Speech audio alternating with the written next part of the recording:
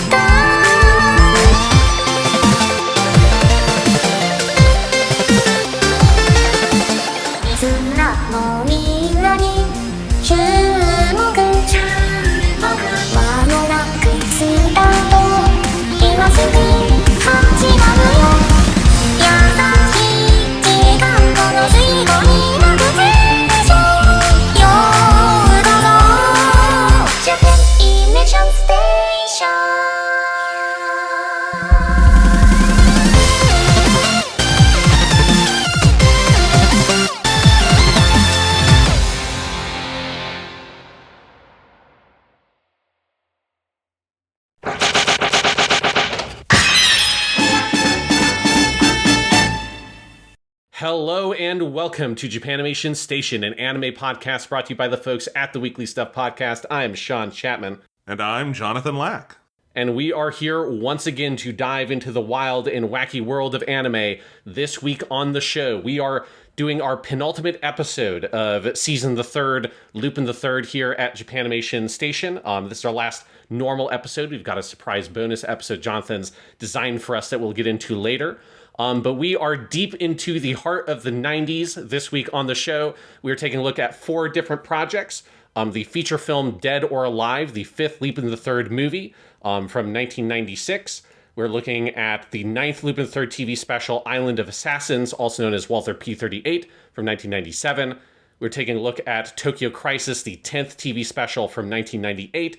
And then we're poking our head out just briefly from the 90s for our final thing today, Lupin the Third Episode 0, First Contact from 2002, the 14th Lupin the Third TV special, which will be the first piece of digital animation we talk about on this show. And it is a sort of origin story of sorts that brings us full circle for our Lupin the Third conversations.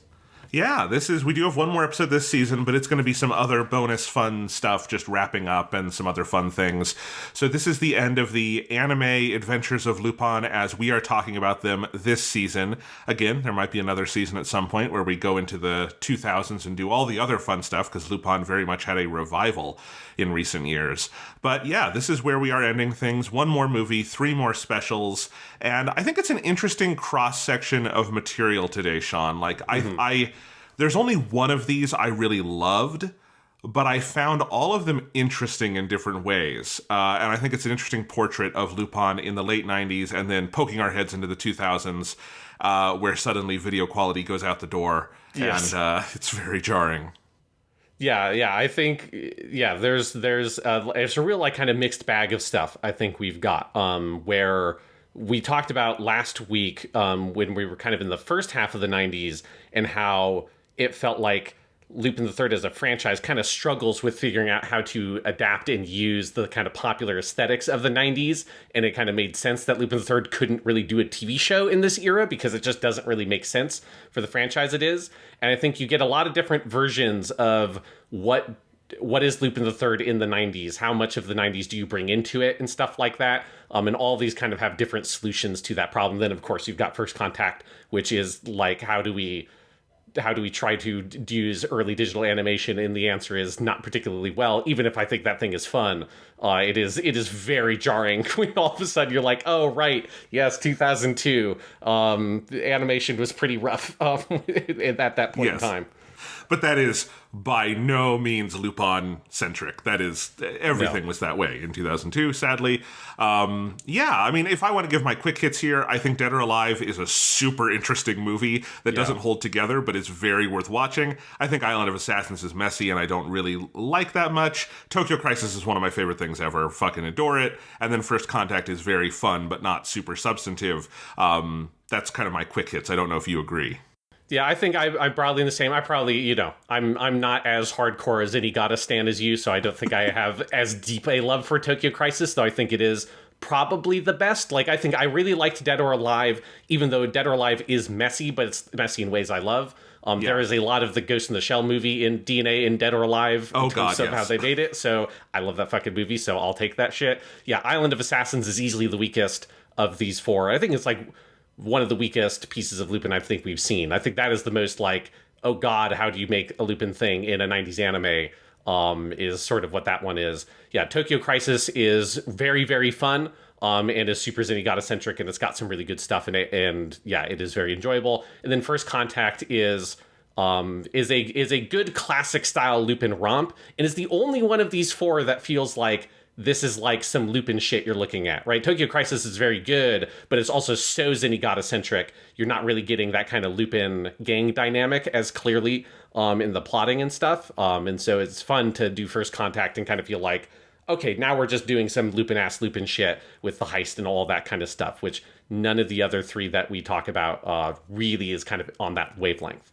Yeah, First Contact is very much like, it feels like Lupin the Third Part 2, the movie, to me. Like, yes. That is like the pitch of that thing, even more so than like Bye Bye Lady Liberty was very much a Part 2 sort of reunion thing. But I think Osamu Dezaki and some of the other people working on it made it more of its own thing.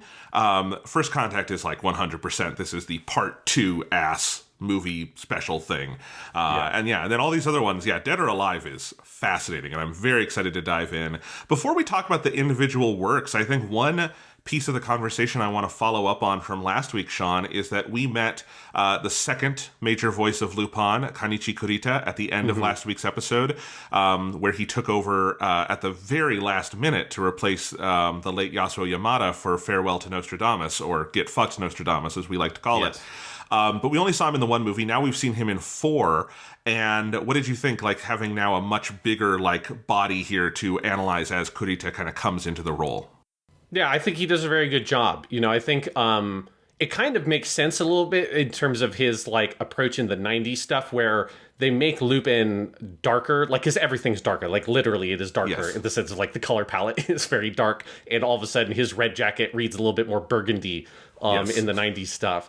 But yeah, he definitely feels like he's got less of that kind of sing-songy, it's still a very comic performance, but it's not as kind of high comic as Yasuo Yamada went, particularly once you got into like part 2 and the later stuff. And I think that little bit of a harder edge works for his performance, particularly in some of that. But I especially think once I got to First Contact, partially because that is like the first one that feels like, okay, Lupin is like the main character of that one, because Lupin is not the main character of the other three things. Like, very definitively, he is not the main focus. And that was where I felt most like, okay, I feel like I can like really approach this performance on its own terms. I think he did a really good job in that one, feeling like Lupin, but not the Yasuo Yamada impersonation he was doing in Get Fucked Nostradamus, which was really good for that movie, and was obviously what that movie needed.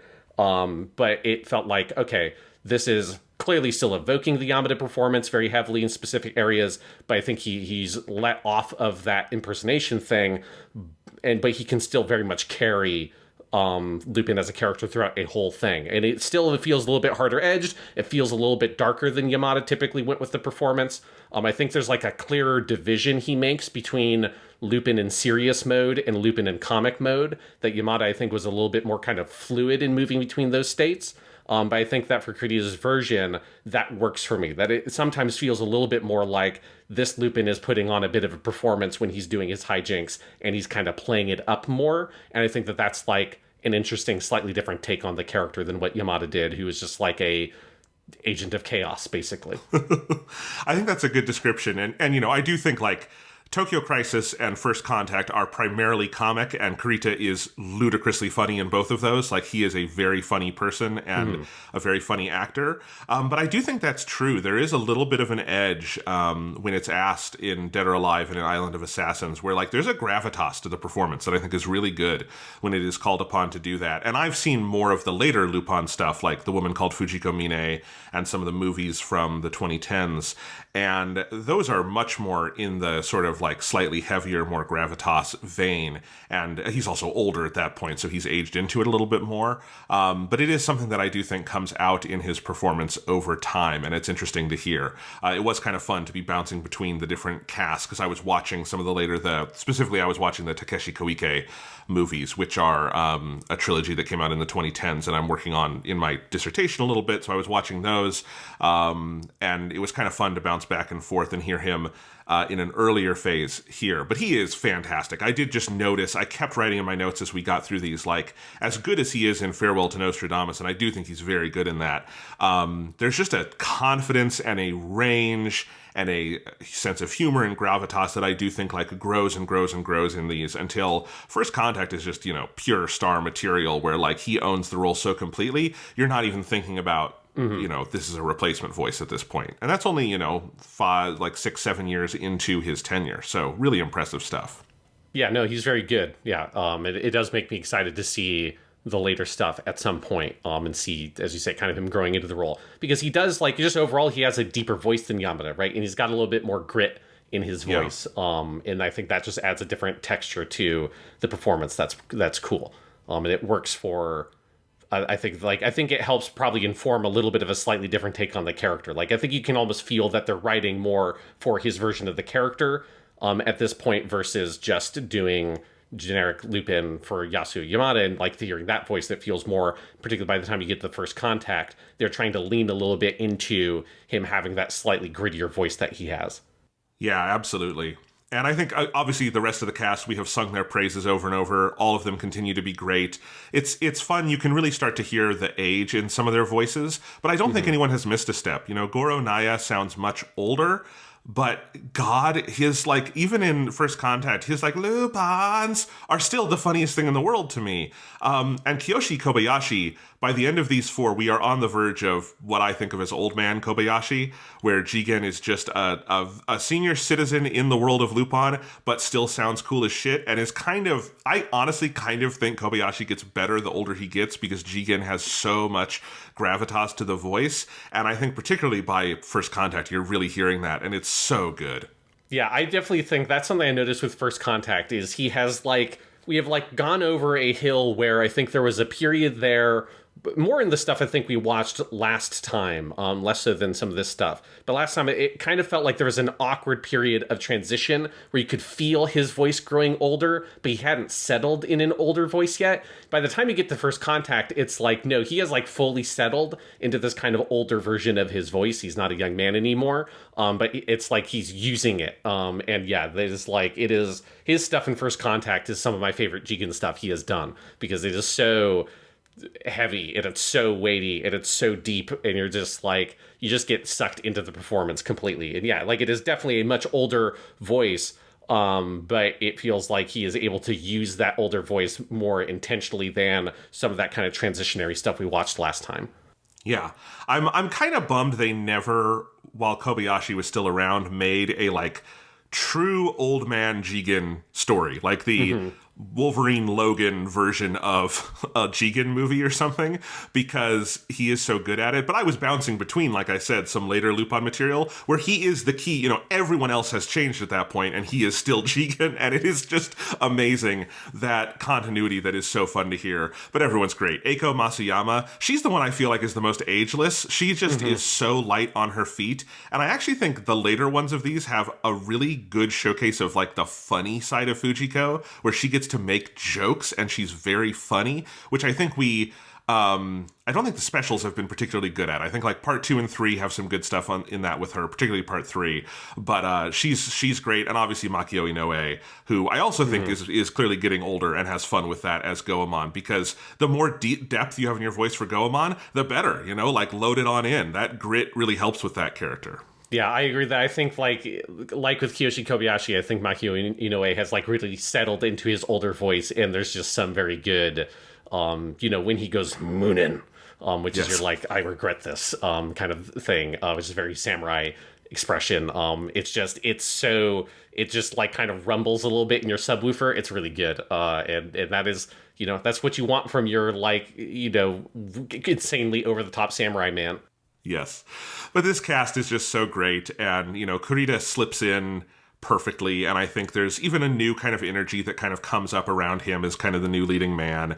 And again, I particularly think these last two, just as a Tokyo Crisis and Episode Zero, as a like showcase for the comic abilities of this cast, are about as good as you could ask for. They are so on fire in both of those last two. Yeah, definitely. Yeah. So do you want to go ahead and dive in with one of the weirdest pieces of Lupin we've watched, Dead or Alive? Yes, let's talk about Dead or Alive, which is nominally directed by Monkey Punch, although from what I understand, there's a little bit more complicated than that. A little bit more complicated, but he definitely had a big influence on it. So this is the, depending on how you count, the fifth or sixth Lupin movie. Depends on how you count Fuma Conspiracy. Go back to last week to hear about that. But yes, this is the film from 1996. Came out exactly 1 year after Get Fucked Nostradamus. I think one note on the movies that is interesting to me is, depending again on how you count Fuma Conspiracy, there was not a theatrical Lupin film between the mid-'80s and then 1995 with Nostradamus. And then Dead or Alive is a really rushed production. We've talked about some rushed ones before. Cagliostro and Gold of Babylon each made in about 6 months. This one was even less time than those. It was like incredibly crunched and rushed out to release again 1 year after Nostradamus. And then they just didn't make a theatrical Lupin movie again until the 2013 Lupin versus Detective Conan film. And we didn't get an actual like solo Lupin movie again until the CGI film, Lupin the Third, the First, in 2019. Super duper recent. So Dead or Alive is in some ways the final Lupin movie for a very long time, and the final like traditionally animated one. We have not had another like in theaters feature-length movie done in cell animation since. Obviously, there have been many feature-length Lupin things because that's what the specials are, and I think they probably rightly realized if we're doing a special each year, we don't need to do a theatrical movie each year also, because that spreads things pretty thin. But yeah, this is sort of the end of that sort of era of Lupin in a sense. Yeah, it definitely just feels like they are doing the Lupin a movie a year model. It's just they're doing them on TV instead of like the other franchises you would put in the same category as Lupin, which would be Detective Conan / Case Closed, Doraemon, Cran Shin-chan, all of which get a movie a year and have for like 30 years or something for most of those. And so, you know, they just do their TV specials but put them in movie theaters is basically what it seems like. And Lupin the Third, for whatever reason, they have just stuck with the TV side of things. Well, because it's super successful on TV. Like, that's the thing. Yeah. We talked about that last week. The TV specials, this is true of all three of these as well, they have really high ratings. Tokyo Crisis is the highest rated one ever, over a 25% share when it airs, which is huge. And Dead or Alive and Nostradamus, neither of them did well theatrically. They did okay. They didn't I don't think either of them were a huge bomb that jeopardized TMS or anything, but they were not particularly successful. I think Lupin was just a thing that, and again, it's important to remember, the only real big Lupin hit in theaters was Mystery of Mamo, the first one. Cagliostro became a big beloved hit after theaters, but in terms of theatrical receipts, Mamo was the big one, and there was never, Lupin in movie theaters just never was that big a business, which is interesting. It's very much a franchise that I think kind of its roots are in television. But we do still have this one to talk about, so let's do it. Going through a couple of notes here. Screenplay is by our buddy Hiroshi Kashiwabara, who we've been talking about for several weeks now, because he did so much of part 3. He did a little bit of everything we talked about last week. This movie is not his final Lupin credit. He did do a couple more specials, but this is the last one of his we are watching this season. So farewell to Mr. Kashiwabara. And then there are basically 5 credited directors on this movie, broke down into 3 different credit categories. Monkey Punch is credited as director. His name is there at the beginning and the end, the normal director credit. Monkey Punch written out in your katakana, all of that. Credited as chief director is Hiroyuki Yano. And then as co-directors, you have Jun Kawagoe, Toshio Shinohara, and Yuji Himaki. Several of these people we will see several more times today because they were Lupin directors in this period. And everyone except Monkey Punch did the storyboards together. I get the sense this movie was made in segments as a way to make it in the very short time span they had. So my guess is it has all those directors because the movie was probably broken up for everybody to kind of take a chunk and take charge of it, and Monkey Punch overseeing everything. But for Monkey Punch himself, he was famously touchy about this movie. This is the only time he ever directed anything in his life, and he did not like talking about it. So here's a 2003 interview he did with Anime News Network that I think is pretty entertaining in showing his mindset around this. He's asked, "What is it like to see your creation, Lupin, animated?" And he says, "I'm happy to see that it's been animated. However, anime and manga are quite different. And when a company approaches and asks to create an animation of my work, I really just want them to create something that is good. I'd like to leave the animating to the animators, the professionals. It's not my field of expertise. And so when it comes down to it, I'm pretty much, well, make it good. And I leave it up to them. So, the directors will go ahead and make their own Lupin and add a twist to their own Lupin character, and I enjoy watching those. I particularly like Miyazaki's Castle of Cagliostro. I really enjoy that work, but I enjoy them from a distance. I don't try to do it myself. I enjoy it from a distance." I like the theme he is establishing here before they ask him the follow-up question, "So what was it like to direct your own Lupin movie?" I really don't want to talk about this too much.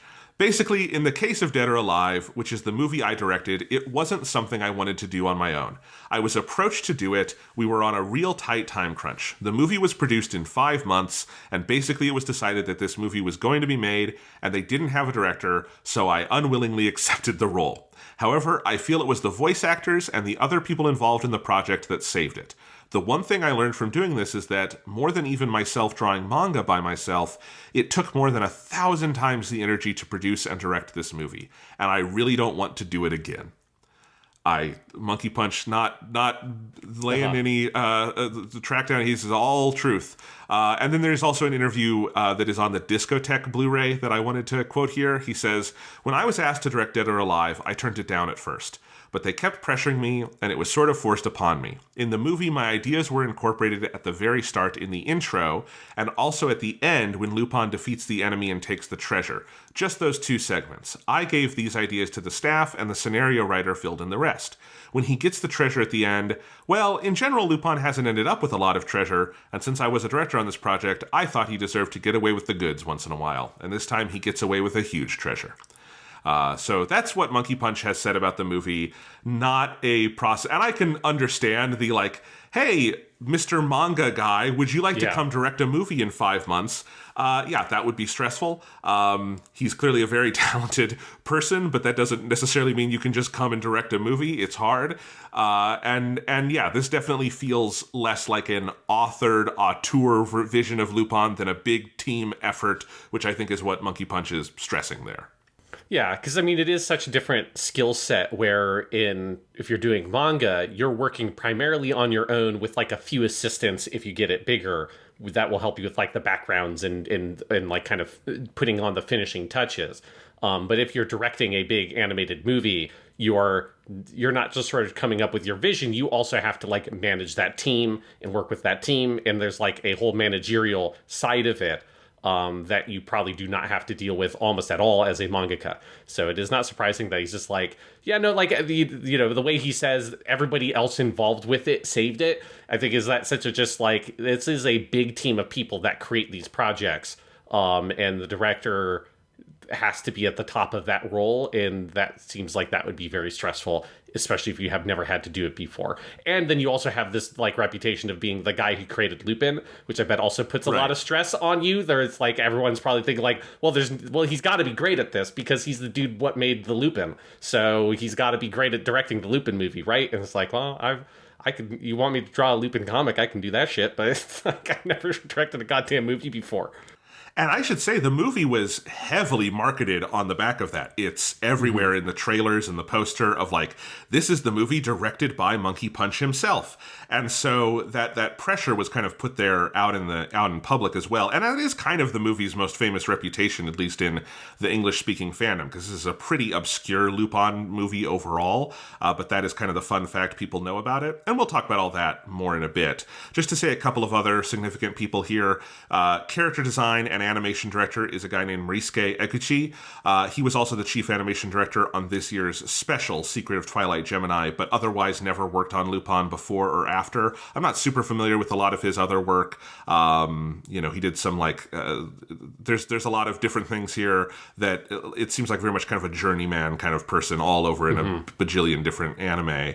And then one note, I had not caught this in my earlier research, but the music is not Yuji Ono in 1996. He sat out both this movie and the 1996 special, Secret of Twilight Gemini, and both were instead scored by Takayuki Negishi. I cannot find why Ono sat these two out. It's kind of weird.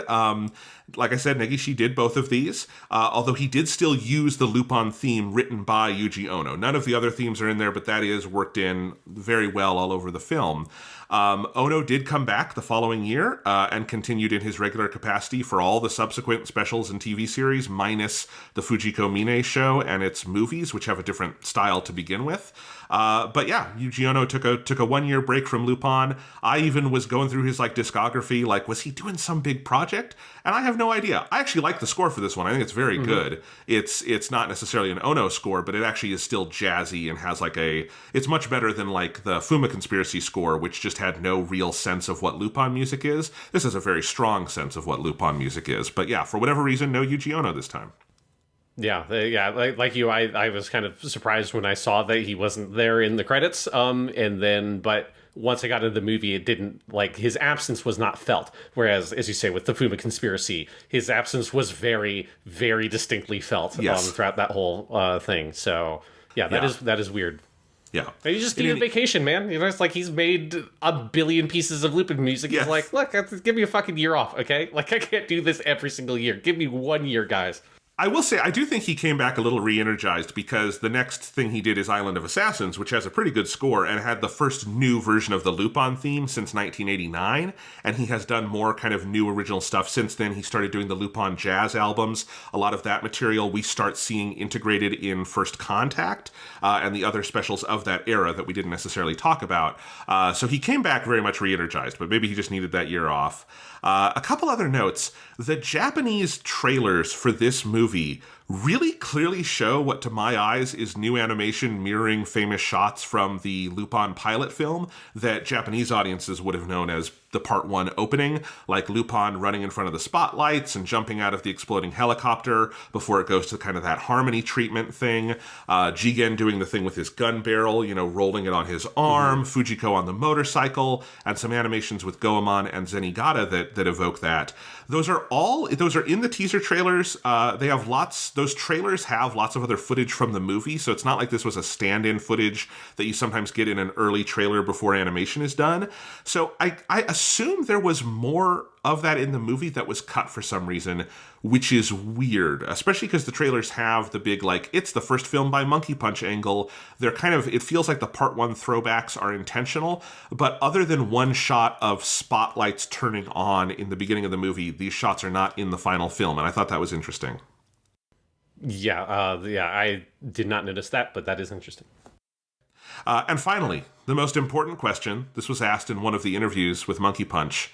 In Dead or Alive, all the computers look like Max. Is this on purpose?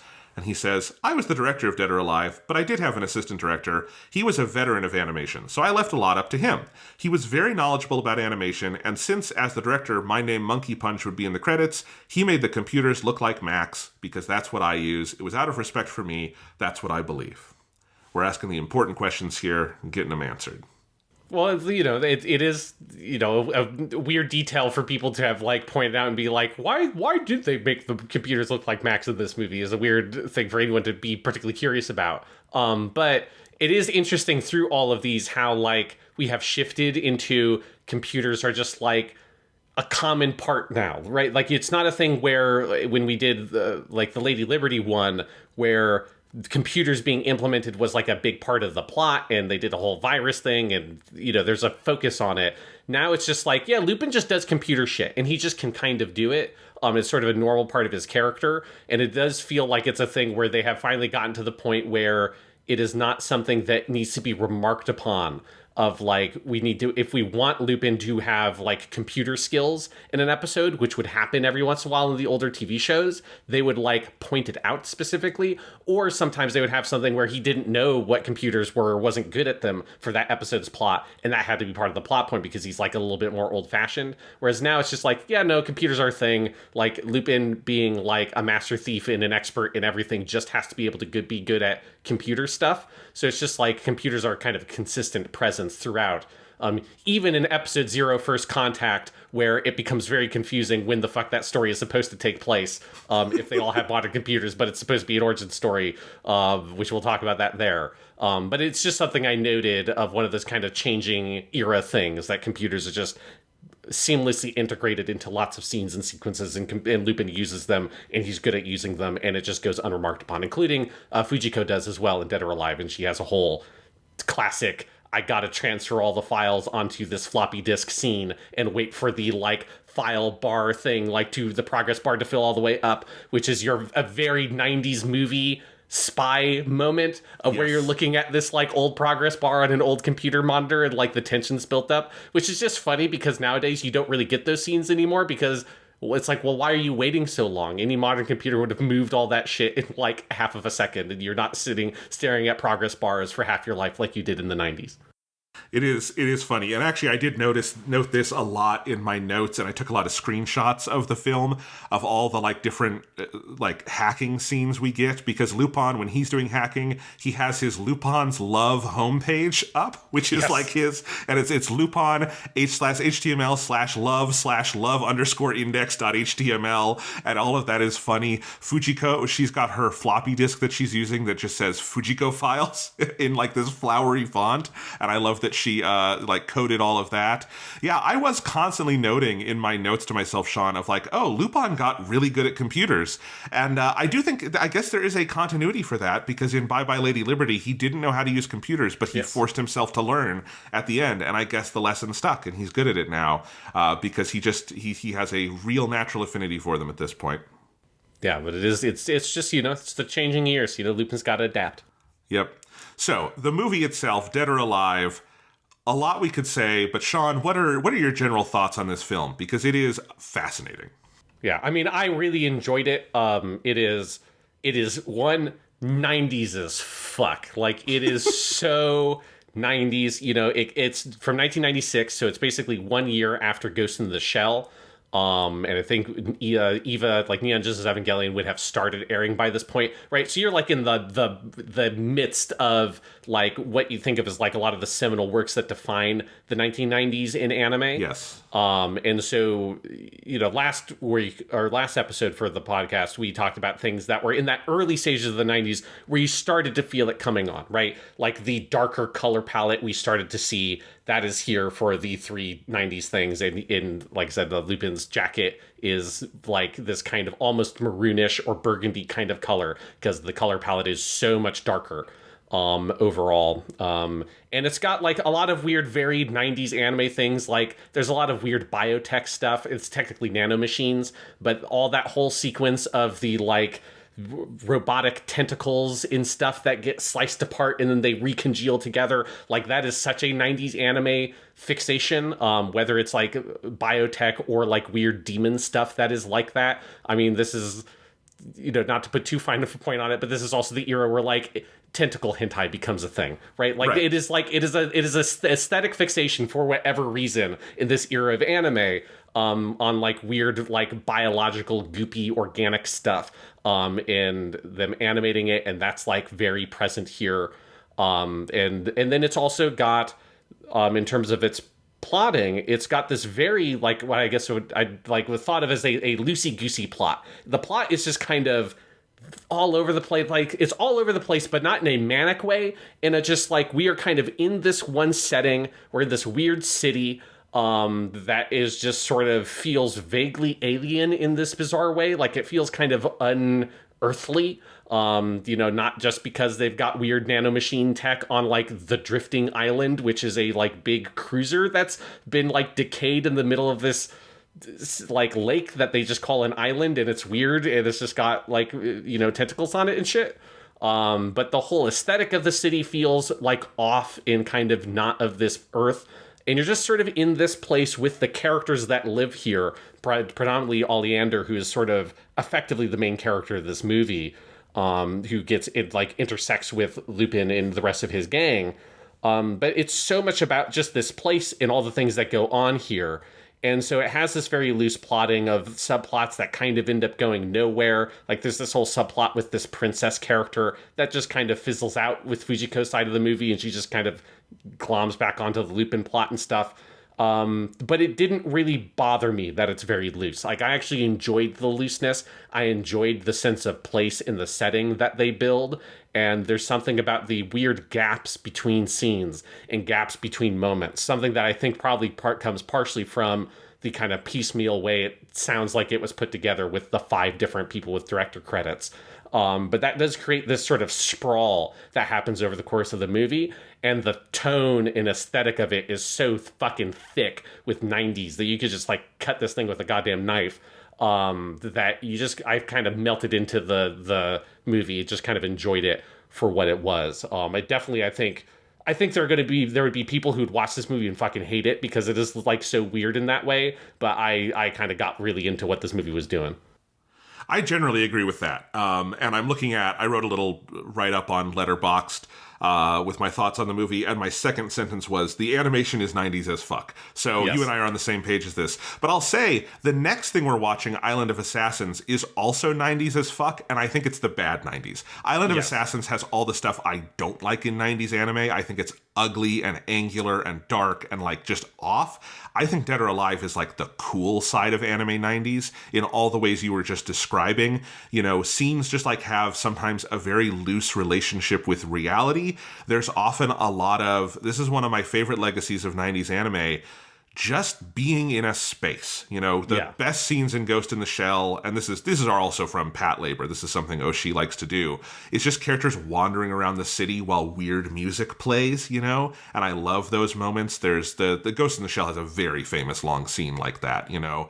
But also, like, Cowboy Bebop does that a lot. Mm-hmm. And Neon Genesis Evangelion has moments that are my favorite episode of the original EVA run is just the one where Shinji is depressed and wandering through the city and being on the train and all of those kinds of moments. And my favorite scene in Dead or Alive, there is a solid, like, 15 minutes that is just Oleander, Ole, no Lupin in sight, no Lupin gang, no intimation that you could cut that scene out and no one would ever guess this is in a Lupin movie, of just her. She's, like, back. She had been working sort of for the general who has taken over in this military coup. Now she is back sort of among her people in the city, going through the side streets. She has some friendly interactions. She has some unfriendly interactions, including where a guy tries to hit on her and she takes his cigarette and shoves it back in his mouth, which is great. You even get the, like, long montage of her walking past neon signs and all of that kind of stuff. And you just have from the composer Negishi this long jazz piece on the score. And, like, that sense of atmosphere and place is so thick and is so cool, and I love all of that. And I generally think stylistically this is one of the strongest pieces of Lupin media. Like, it has incredible animation.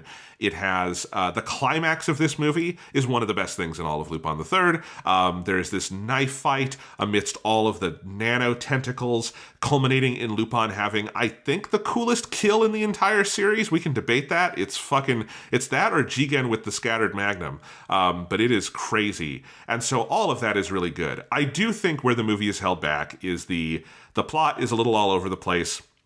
It's not sure what to do with all of the characters, and I think this is one that I could point to that would be much better served by just not shoving all 5 characters in there. Like, Goemon has nothing to do in this movie.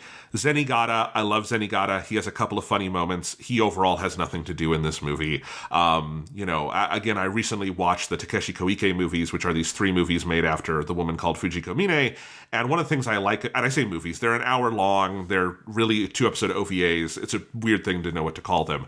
But one thing about those movies is only one of them has all 5 characters, and they're very selective with, like, when they use different characters where, and this is true of the Fujiko Mine show as well. It does not do the thing where it has to shove all 5 in every time, and that was very refreshing because I think this is one where, particularly because it's just not interested in the Lupin gang that much, the characters who kind of matter here are Lupin, a little bit of Fujiko, a little bit of Jigen, and then all of the side characters. And I think there's some where it's just kind of, like, distracting to have these other characters there who have nothing to do. And I think that holds it back a little bit.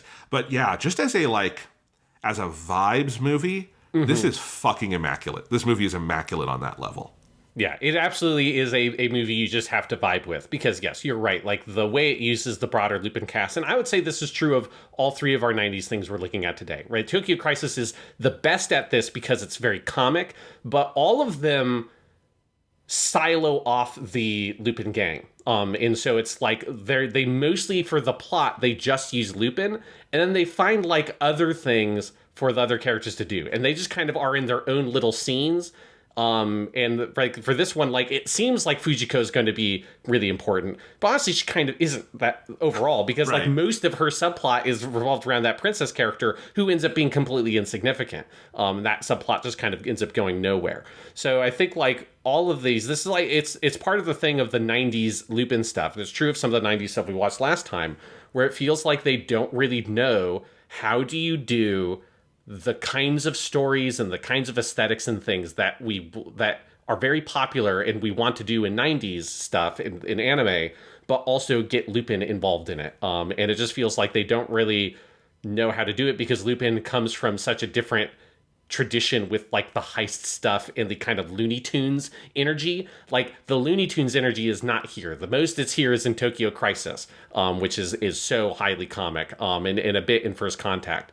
But like that kind of element of anime has slowly been kind of lost over the decades by the time you get to the 90s, where you don't really see the connection here with like early Disney cartoons or with Looney Tunes and Merry Melodies and that kind of stuff, where that connection, that tradition and that influence is so strong in Lupin Third Part 1 and especially Part 2 and so evident. Here it's like not really there. So I think they struggle with how do you kind of meld all these pieces together and tell a story with it.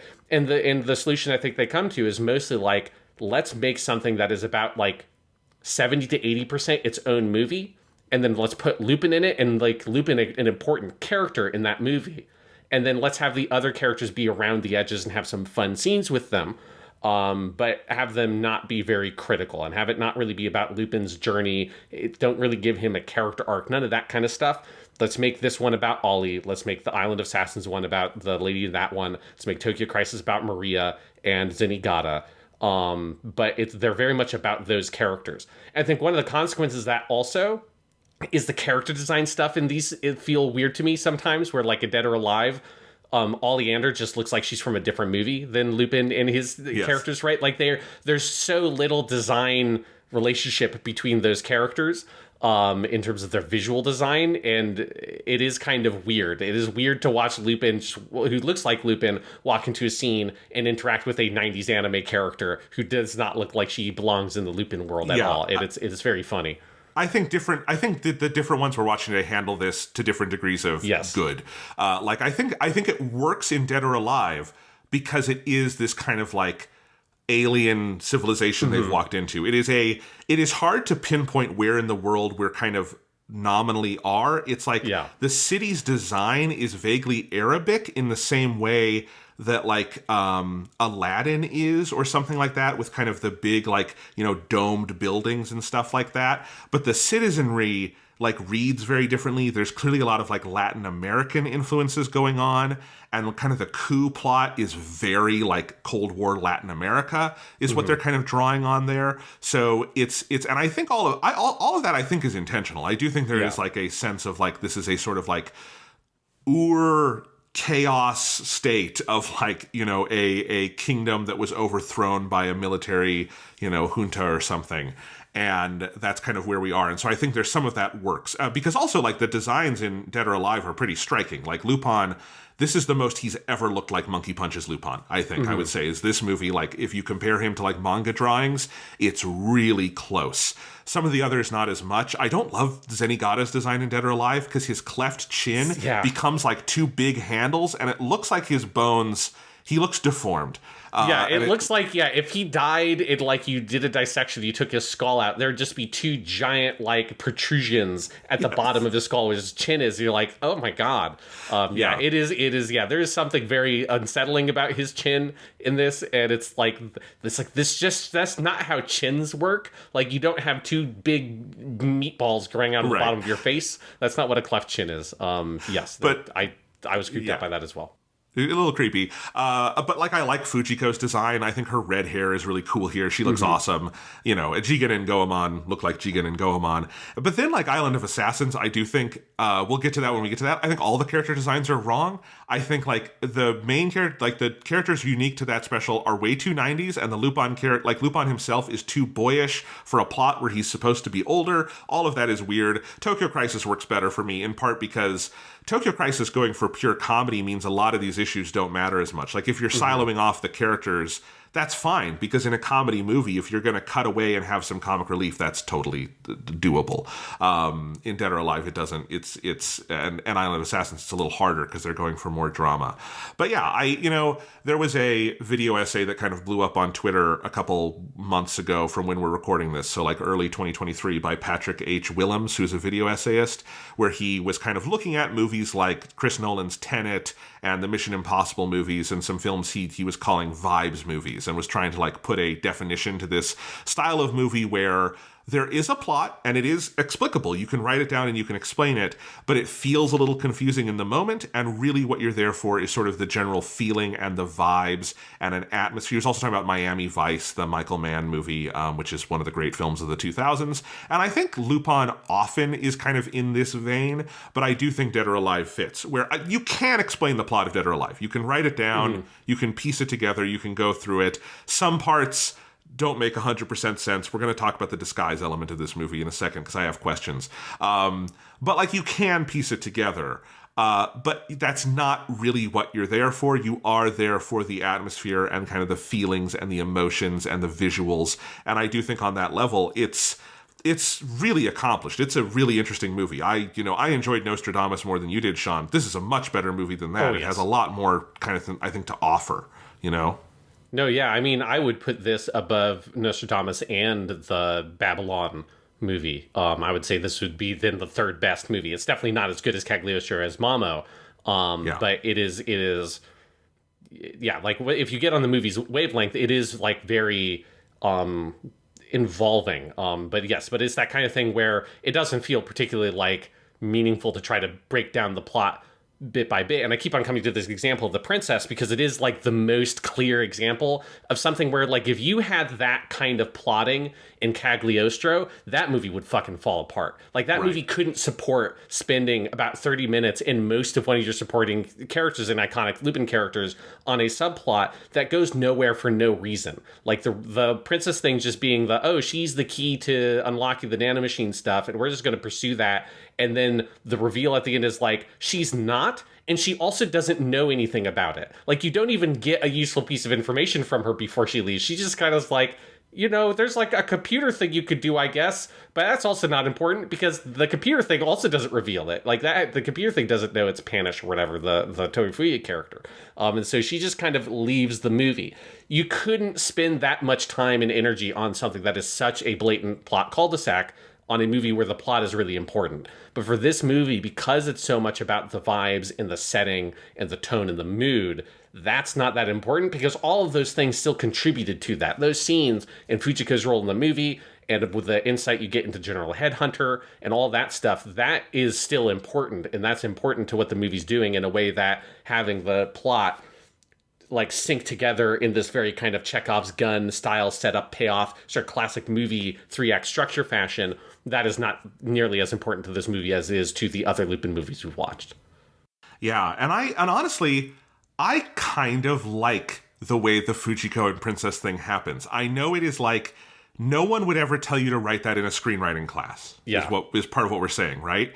But there is something about, because this is a very typical Fujiko plotline at this point, of her inserting herself as a maid or some other kind of worker in organization to try to get information. And in this case, she is manipulating the girl who is nominally Headhunter's daughter, and we eventually learn is not Headhunter's daughter. She has this key to Drift Island, and that is why Headhunter is keeping her. But then ultimately, once Fujiko has saved her, and like literally she's going down the rope to get away, the girl's name is Emira, and she's going to escape and have a good life somewhere else. She says to Fujiko, I'm sorry, Fujiko, you weren't going to help me if I didn't, play along, but I actually don't know anything. Headhunter is wrong. I'm nobody. Bye. And Fujiko's like, okay. And Fujiko's not going to like hurt her or anything, but she's like, well, shit. And then Fujiko's just going back to Lupin.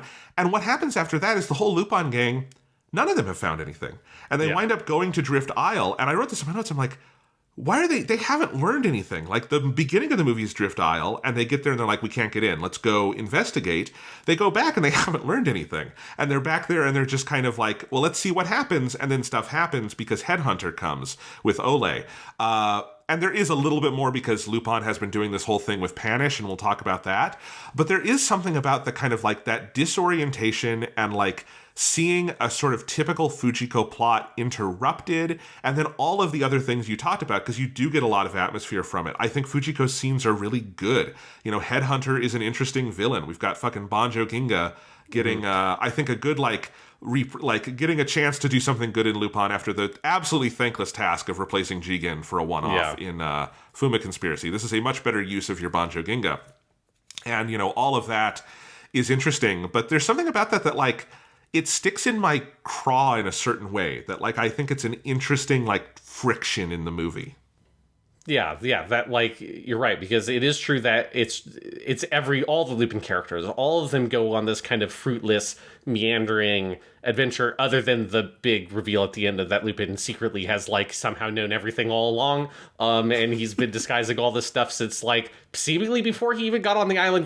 I would need to rewatch the movie to piece together how that stuff's supposed to work. Yes. It feels like something that maybe they didn't originally intend and they wrote it in later or something, because it's very weird. But it does just sort of, like, work for the movie in the sense of that you're just kind of along for the journey. And so the fact that this is the Lupin characters sort of, like, fruitlessly inserted into a totally different, like, 90s OVA, which is just what it feels like. Like, you could so easily imagine the version of this that is just an original 90s OVA, that some director had this idea for this, like, cool story with nanomachines, and it's about this, like, country that has this revolution, and it stars this girl, Oleander, who is a very, like, 90s female protagonist in the model of someone like the Major from Ghost in the Shell, you know, this kind of, like, strong, you know, kind of woman of action, but that has this sort of softer side underneath it kind of thing. And all of that going on, and then she has this boyfriend, Panish, who comes in, and in that version of the story, it would be the thing that I thought the plot twist was going to be all along, which is that the original Panish was dead, and it was his body double who had actually survived and was leading the revolution, because there's a plot thing that's dropped where he says, like, no, the person you thought who was Panish who died was actually my body double. And I thought, oh, that's going to be the twist. That's how this dude is alive and why he's been gone forever. And you'd have, like, a whole plot line there. Like, it is so easy to imagine that movie or that OVA and the Lupin characters are not involved in it at all. But, like, the Lupin characters being thrown into this and them having to kind of make sense of the adventure and kind of just, like, vibe along with everything else that is going on, it does work. Like, it kind of gels together, and it works with the kind of fractious nature of the plot, that you do have this sprawl of the city with the sprawl of the events of the story with the sprawl of all the characters. All that congeals together to make something that has that very soupy, thick atmosphere that you get involved in. And it makes it a lot better than if it was just that OVA, right? If it was just that OVA, it would be like an interesting kind of footnote, and it would probably be like a decent time and a good display of animation in the 90s. But I don't think it would be, like, amazing. But because, and I would necessarily call this amazing anyways, like, it's very good. But because the Lupin characters get thrown into it, that weird sort of chaotic element makes all those other things stand out and feel more interesting and more, like, original than they would be if this was just another 90s OVA with, like, the organic weird goopy tech, and, like, it's kind of violent and it's got a strong woman with a, like, a softer side underneath it at the center. There's a million of those, but those other million ones don't have Lupin also running around in the middle of it. Yes, I think that's all true. You know, and the shape of this is also something Lupin has done before. The, like, sort of love story in a war-torn nation thing is a constant Lupin-like plot standby story. I think most notably we've seen it in the Part 2 episode in Jigen, I Saw the Gentleness of a Man's Soul, which is the Eastern European War one, where Jigen is interfacing with this woman who has the painting, and all a beautiful episode of Part 2, right? There's later on, there's a woman called Fujiko Mine episode called Music and Revolution that plays on this kind of idea. That's a Goemon and Fujiko episode that's really well done. This is like nowhere near as narratively, I think, accomplished as either of those, but it does have this like very unique stylistic vibe to it that is really interesting and is what we keep coming back to here. We do, I think, need to break down the big twist of this movie, which is that at a certain point, the Lupin gang is absent for huge swaths of this movie. And not just the gang, Lupin himself, you know? And instead it is about Ole, and it is about Prince Panish, the character voiced by Toru Furuya, who I was kind of shocked had not been in Lupin anywhere up to this point. And this is, I just checked, this is his only ever Lupin credit. This is the only time he's ever been in this franchise, which you would think, I know he's a busy guy, you would just guess that he would be in it more because he's in everything a little bit. But this is his only Lupin performance, and he's actually voicing another version of Lupin because Prince Panish was Lupin the whole time, even though it didn't quite make sense that he was. Yeah, like one of the ones I need to watch for the exact timing is the first time you see Panish at the airport when he's like watching General Headhunter come in. It was like, that was where it's like, does that make any sense at all? And I'd have to go, because I don't, it's part of the thing with this movie. Because it's a vibes movie, it is really hard to sort of piece out in your memory, I think, the exact order of scenes and events you were presented. And so especially when you're given this big twist of, oh, the entire time this Panish character has actually been Lupin in disguise, it's like, does that really sort of scan? There's the one moment where, like, it seemed at the time clearly impossible, which was at the bar when Lupin is sitting there and then Panish walks in. And that's one where they do specifically go in and fill in a detail, which is that Jigen is the one who is dressed as Panish to walk in, which is like, sure, like, I guess that could work, but it also is like, doesn't answer the question of why. Like, why is it so important that like Lupin goes so far to make that scam? Like, nobody suspects that Lupin and Panish are the same person. Nobody had that idea. I don't know why he needs to like go so far with that. It's like a lot of things like that where it's like, it's a weird sort of twist that again feels like there's a very natural explanation in the story for who this character is and why the original Panish is dead. I think you get the sense that whoever Panish was and Ollie's like love interest, that dude is gone and dead. And because Panish is weird throughout the whole movie, and there is this like weird sort of sense of he doesn't have that relationship with Ollie, and he's like sort of like on, treading on thin ice around her, like trying not to sort of say too much or give too much away. But that doesn't read to me as because that's Lupin. It read to me as because like it is like someone else impersonating Panish, just because Lupin impersonating Panish would mean he would have to understand so much of the mechanics of what's happening in this place and all of that ahead of time, right? Like, he has no idea if he impersonated Panish at the airport who Ollie even was. He had never met her. So it would just be a pure coincidence that he had started impersonating this person who was her lover, and then he meets her and sees her locket and realizes, oh, she and Panish were an item. Well, good thing I've already have a Panish disguise and have already done that just to look at dudes when I'm on the rooftop at the airport, so I can deploy it again, right? Like, there's just so many questions that are raised about this in a way that no other Lupin disguise plot has ever had that, right? It's always been very clear what's going on, when and how and why he's deploying the disguise. This is some like fourth dimension chess level Lupin disguise shit where he's like, I'm going to start disguising as this guy before I even know the disguise is going to be necessary. It's just like, that's very impressive thinking he's got going on. It very much is. What broke my brain with it is that, so the final act of the movie is all on Drift Isle, and Headhunter comes there with Olay, and there's this long stretch where Lupin is not seemingly there, but Panish comes in, and it is intimated before the reveal that this is Lupin. You get you get a little bit like a preview of his Walther and some other stuff of like, this is Lupin when you're on Drift Isle. And so I'm like, oh, okay, what has happened is that Panish is back, because the whole plot is that Panish is on the mainland planning for this revolution, and then the morning that they all go to Drift Isle, the revolution begins. And Headhunter is going to Drift Isle to get the weapon to put down the revolution. And my whole read of the situation is, okay, Panish is clearly back over there in the mainland doing the revolution thing, and Lupin is disguised as Panish here on the island to trick Headhunter and do the thing.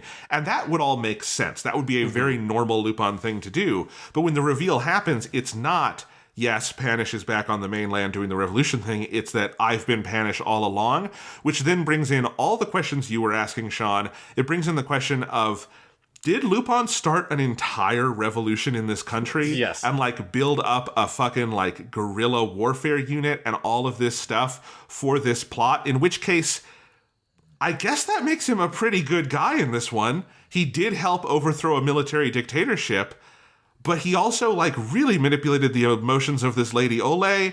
I can't get a read on Lupin's morality here. It's hard to tell. And I do think and who knows, it could be the script itself was confused about it. I don't know. But like it is, it's the thing that is hardest to put together. Yeah, because it is a thing where if you were doing what my original idea was, that like the half point of the movie, that the whole thing is going to be that this is actually Panish's original body double, and there will be some, at that point I thought there'd be some scene where that is discovered, maybe by Lupin, and you get like that backstory, and you see that, he's like, he's a part of the oppressed class as much as anyone, and so they're using him as a figurehead, that kind of thing, which, that plot has been used in other stuff before, and I thought like, that would be cool. But you couldn't do that and also Lupin being disguised at the same time, because that would be way too many twists about the identity of this one character. So it would be like, that would just be even more confusing in some ways, because there'd just be so much exposition to do that reveal. The other thing that is weird to me is like, I just don't really buy that the nanomachine shit would not be able to tell that that's not actually Panish. Like, that's the worst system ever. It's like it's no fingerprint scanning. It's not a voice lock. It is specific. This is the thing. Lupin's disguise is really good. It's a quick shot, but it shows it scanning his fingertips. And so how does he know what Panish's fucking fingertips are if he died like 10 years ago? I have no idea, but it's there. This is why the disguise thing is so crazy. It is absolutely there. It is a fingerprint thing. It makes no sense. But Lupin somehow did. I don't know why Lupin had to do any of this. If he had Panish's fingerprints, they could have gone there in scene 1 and done all of this and not done anything on the mainland. But apparently he did. It's very weird. Well, he didn't know that Panish was the key at that point. I don't even know if he knows that that Panish was the key at this point. Like, I don't remember at what point he ever learns that information, or if he explicitly does. But yeah, because then also the other question that is raised is like, also, how does he know what Panish sounds like? Because he doesn't ever see, like, he knows what he looks like in terms of, you saw a picture of him, because that is one of the first scenes in the movie. Well, actually, the first scene in the movie is also very confusing, because that's where he gets that one guy out of prison, which I had thought that was going to be we started in medias res, and we're going to catch up to that later, because it's so out of context, but no, that is actually, he let that one dude out of prison, who I don't even remember if that guy does anything important later in the movie. He does pop up. It's kind of like the princess thing. They catch back up with him later, and he just doesn't have the info they needed. Yeah. So it's like all kind of pointless. But I kind of like that whole side of it too. But yes. Yeah. But like after that kind of like prologue bit where they get the guy out of prison, mostly just have like a big action scene to open your movie with, and have a good Lupin reveal. But then there's a moment where he and Jigen are doing research on this nation, and they see a picture of Panish, and you get a little bit of exposition about who he is. So it's like at that point is when, okay, he knows what Panish looks like, but he doesn't know anything of the other important stuff, and he also doesn't know, this guy sounds a lot like Amuro Ray from Mobile Suit Gundam, or Yamcha from Dragon Ball. I better get, do my Nido Tobutana. Like he's there like watching reruns of Gundam practicing the voice, I want to see that. That'd be so good. But so it is very impressive that he manages to fool not just the computers, but Oleander also, who had an intimate relationship with this guy, when the only thing he's seen is one picture from the front, and that's it. That's all he knows about the way this dude looked and acted and sounded. And it is like very insane. Like that twist holds up 0% under like the lightest amount of scrutiny.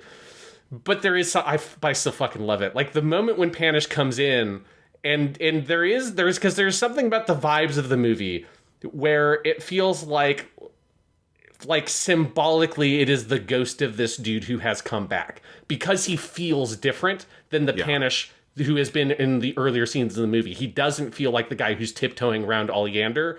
It feels like this is actually Panish who is showing up. The machines scan him, believe that it's him, which again, there's absolutely no way any reasonable, because in other Lupin episodes like this, these kinds of disguises don't get past that kind of computer check. It's oftentimes one of the main ways they throw a complication into a Lupin episode is that he can fool the people with the disguises, but he can't fool the machine. And so he has to come up with like another solution, right?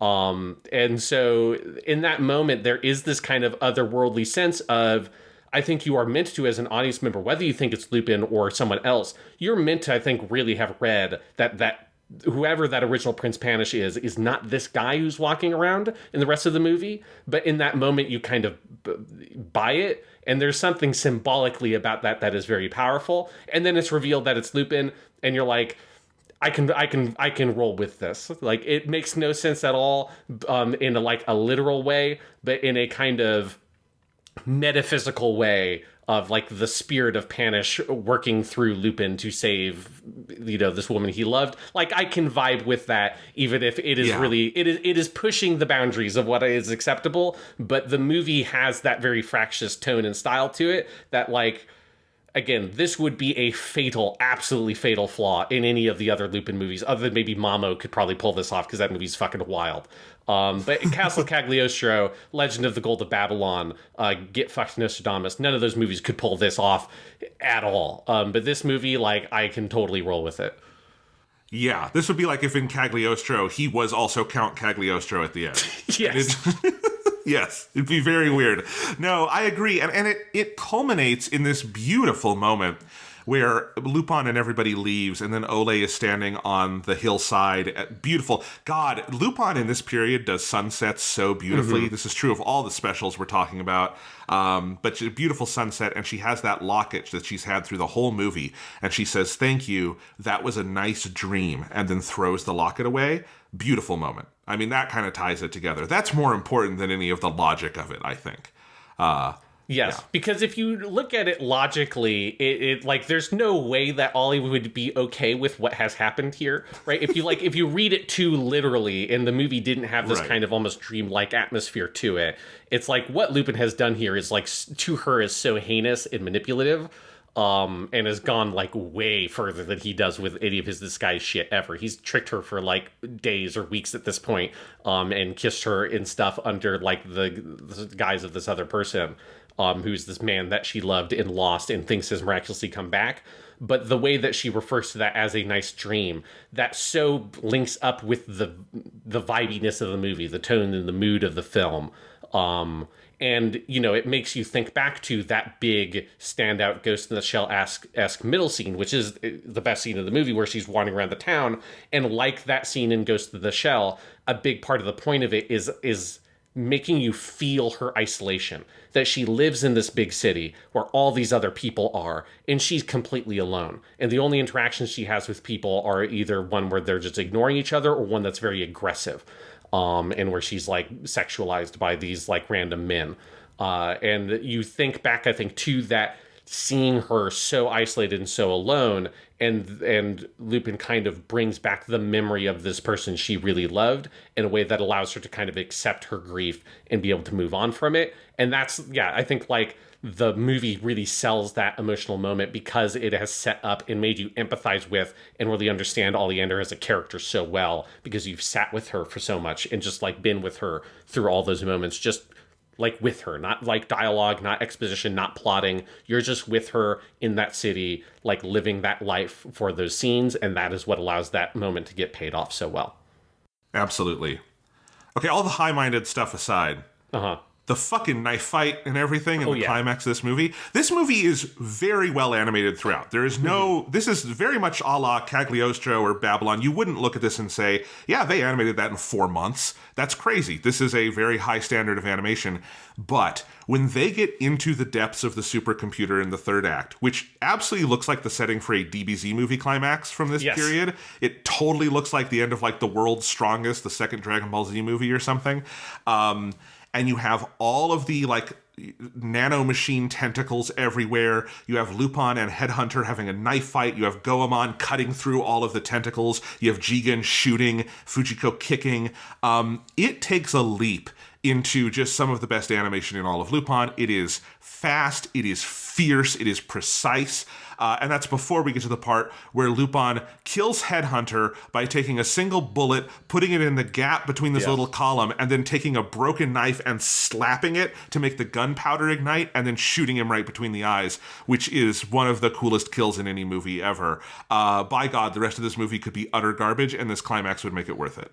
Yeah, like the thing with, the 90s with this kind of stuff is, you've got a lot of animators who, for whatever reason, are very good at animating weird organic tentacle shit and all that kind of stuff. Like, it's because it's like, it is such a popular style. Like, everything was doing this kind of stuff. Yeah. Like, Yu Yu Hakusho fucking does it. Eva obviously does it. Like, Ghost in the Shell does it in its own way. Like, some of these are more subdued than the, like, the giant scale version of it that this does. Like, lots of OVAs do it. As you identified, fucking Dragon Ball Z movies. Like, every Dragon Ball Z movie has something that's vaguely like this at some point. Return of Cooler, that's what this looks like, is the second Cooler movie. The ending with all the, like, big organic machines that are taking it's the Big Getty planet is what it's called. Yes. All of that stuff, yeah.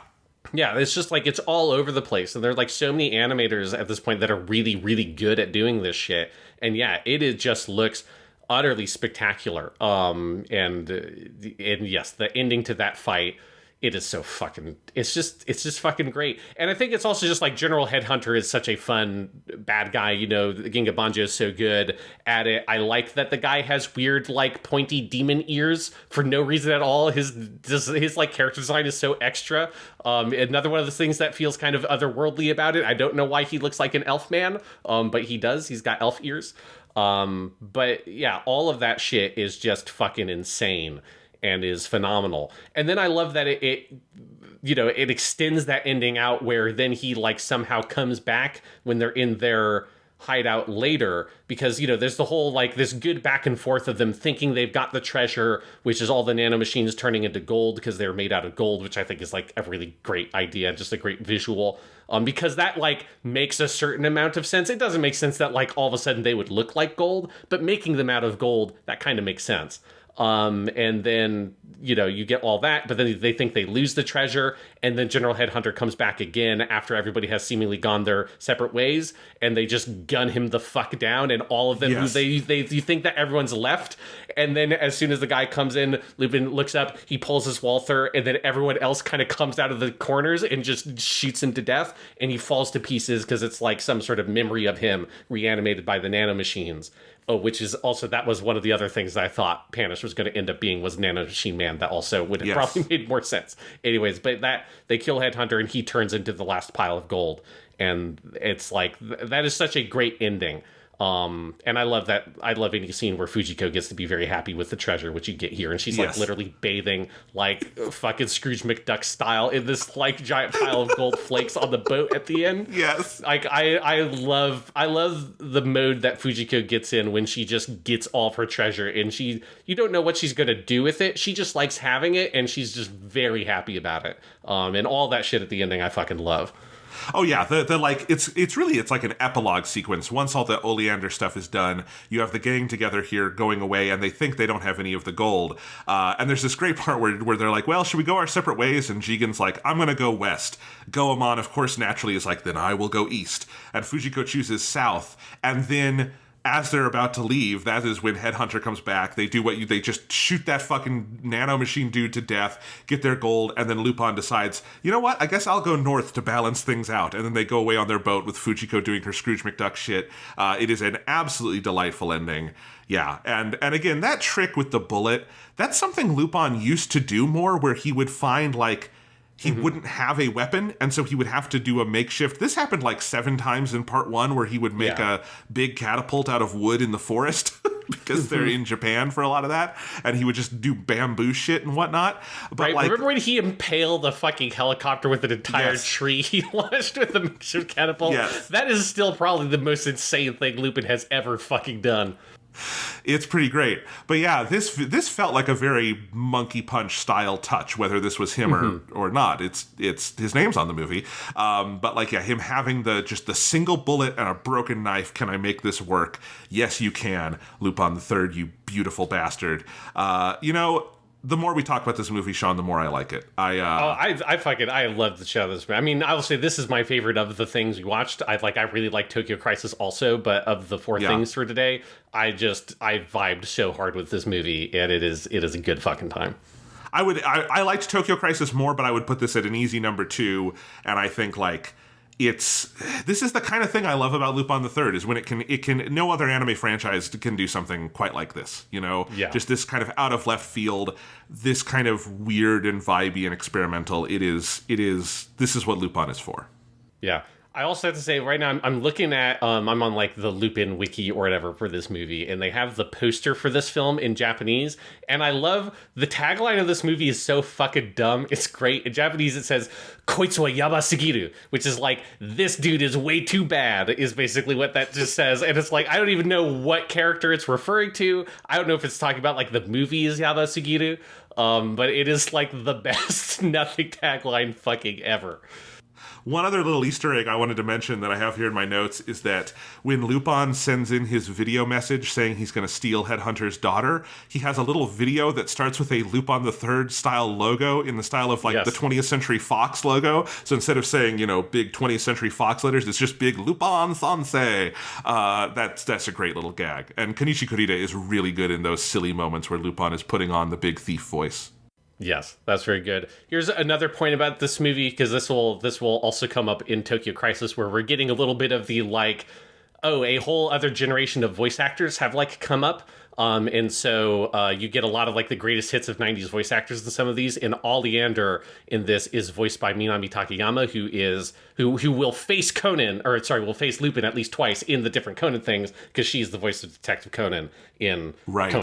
Obviously a very different voice. She's also Envy in Brotherhood for Full Metal Alchemist, so you've seen her there. She's in obviously a lot of stuff. Yeah. But this is, I thought that was very fun to get Conan here with Lupin, just a very different mode. This is the two Takayama voices. You either get Little Boy or Hot Lady. And this is Hot Lady Takayama.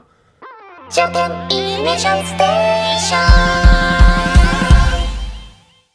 Thanks for listening to Japanimation Station. If you're enjoying the show, please remember to like and subscribe, leave a review on Apple Podcasts or Spotify, and tell your friends. You can also find us over at the Purely Academic Podcast, our potentially educational variety show where we talk video games, movies, TV, and more every month. And you can read my movie reviews and follow everything we release together on the Fade to Lack Substack at www.jonathanlack.com. And now, back to the show.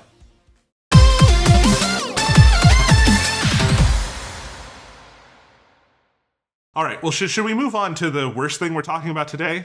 Yeah, this is Island of Assassins, also known as Walther P38. I will say, Jonathan, this one I watched, so when we're recording this, is actually, I finished I'm on my summer break now, so I finished my last day of work for the school year 2 days before recording this, and I will watch this probably on I think it was Wednesday night. And I was watching it, and I got maybe about 40 minutes into it, and I was like, I can't finish this. And I paused it, and I went to sleep an hour earlier than I usually did. And I wasn't even tired because for the last week of school, it was half days, and I was just administering a final test. I was doing basically, and finishing up grades. It was a very light work week, basically, because most of the major work was already done at this point. It was just finishing some things up. And I just was so bored by the first half of this movie. I do think the second half of it does get better. But the first half is so kind of nothing and is so bad at setting up its plot that, like, I just had to stop and go to bed, and I finished it the next day. I was so fucking outrageously bored by this thing. Here's the thing. I agree. I don't like this one very much at all. I think it has a couple of moments. I think it starts better than it ends. I liked the first 20 minutes. I liked the setup, and then I think it just gets worse and worse and worse for me. But we'll talk about all that. You want to do some quick history bits with this special? So this is the 9th TV special, 1997. We don't like this one, but I will note this one must be pretty well regarded by the Japanese fan base because it was voted number 3, the number 3 best Lupin special in 2019. TMS did for its TMS's 55th anniversary, they did a poll of fans, and episode 0, First Contact, was voted number 1, which I can kind of get because it's a big nostalgic celebration special that's like very fan servicey. This one came in number 3 with the special Dragon of Doom, or Burns on Tetsuken, which is the 94 special, was voted number 2. Burns on Tetsuken and Walther P38 are not very well regarded in the English-speaking fandom, I know. So who knows? Maybe that's just this one poll was weird, but I did want to note that because I thought it was interesting. And I wonder how much of that is the kind of thing of, like, it's a lot of people who watched them when they aired, like, way before the poll happened, you know? Like, that's like, what, like 25 years earlier or something like that? And they watched it when it was on TV. It's like Doctor Who polls. Are the same way, where it's like there's a very clear split between people who were alive and watched it when it aired and people who have caught up on it later. And, you know, obviously the English-speaking community, the only way they would have watched this is after the fact. And so I think there are things that can maybe play better at the time, which I think in the midst of the 90s, this would have played a lot better for that audience, whereas, like, I think now this has aged in a way I think that is not as good. I think it is, as you said earlier, it is a little bit more indicative of some of, like, the worst excesses of 90s anime, where it pushes some of that stuff a bit too far. That I wonder if that is one of the reasons why those poll results, or, like, the reputation of Japan and in the English community, are so different. Yeah. And just to note, the title of this one is, in Japanese, it is just spelled in katakana, Walther P38. Yes. In some countries, that's extended to in memory of Walther P38. And then Island of Assassins comes as, that is the Funimation title. In that brief period where Funimation dubbed some of the 90s stuff, they gave it the title Island of Assassins. Both titles make sense. It is about an Island of Assassins, and it is about Lupin's Walther P38. I like the idea of a Lupin movie just called Walther P38. This movie does not give me what I actually want from that, so I think I actually prefer the title Island of Assassins. But there you go. Those are the titles for this. Because, you know, I went in knowing that its other title was Walther P38, and I was really hoping for something like the Sword of Zatoichi movie, where you learn about where he got his sword, and that one's very fun. And this is like, no, because one part of the thing is also like, where do you get his Walther P38? He probably bought it. I don't know. Like, it was a mass-produced handgun from World War II. Like, where did people get their, like, Thompson submachine guns or their M1 Garands? I don't know. They made, like, fucking millions of those goddamn things. It was a world war. There's a lot of those out there. It would probably not have been that hard for a criminal to get their hands on a fucking Walther P38. The bigger question is, why hasn't he upgraded in the the fucking 60 years since? Yes. All right. This one was directed by Toshiya Shinohara and Hiroyuki Yano, who were two of the directors on Dead or Alive. Shinohara solo directed the next one, Tokyo Crisis. And then you had two writers here. And this is fascinating. I have to break this down for you, Sean, because the two writers are Shinzo Fujita and Shoji Yonemura. Fujita wrote 4 Lupin specials in total, including the next one we watched, Tokyo Crisis. Fujita is a ludicrously prolific anime writer, including he has written 140 episodes of the mainline Pokemon anime, which is about 11% of all episodes of Pokemon. Jesus. While Shoji Yonemura, who we're going to see in a little bit, he wrote episode 0, so these two guys separately wrote the next 2 specials. He has written 183 episodes of Pokemon, 15% of all episodes, so together, the two writers of Lupin the Third Island of Assassins have written about a quarter of all Pokemon episodes in existence, which I think is fascinating. Yonemura would be better known now as the main writer on One Piece. He has been the series composer on One Piece since episode 799. We are in the early 1000s. 2000s now. So he's been doing that basically for the entire Wano arc and a little bit before that as well.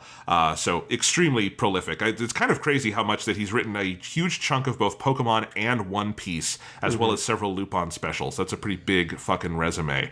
But yeah, so this one was written by some people who wrote a quarter of all Pokemon, which is a crazy thing to say. This is the one who is, because this is the one where Zenigata has the guy who looks like a Pokemon trainer, him, right? Yep. Yeah, like, so obviously that it must be a complete fucking coincidence. I mean, there's no way that has a connection with the writer. But it is very funny that when that dude shows up on screen, I'm like, that's just the guy from Pokemon Snap. Like, that's just Tracy or whatever the fuck that dude's name is. Like, what the fuck?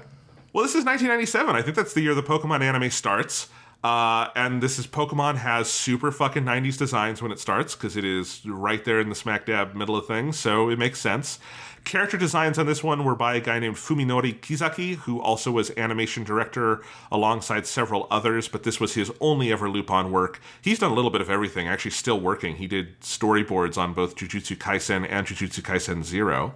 And then Yuji Ono returned to do the music after missing the 1996 stuff, and he made the first new version of the Lupin theme since 1989 with the 97 version of the song, which kicks ass. I actually think the 97 theme, which is used in Tokyo Crisis as well, works better in Tokyo Crisis because it so better matches that movie's energy, but I like it in both of these. And the fun thing about the 97 version, well, there's two things.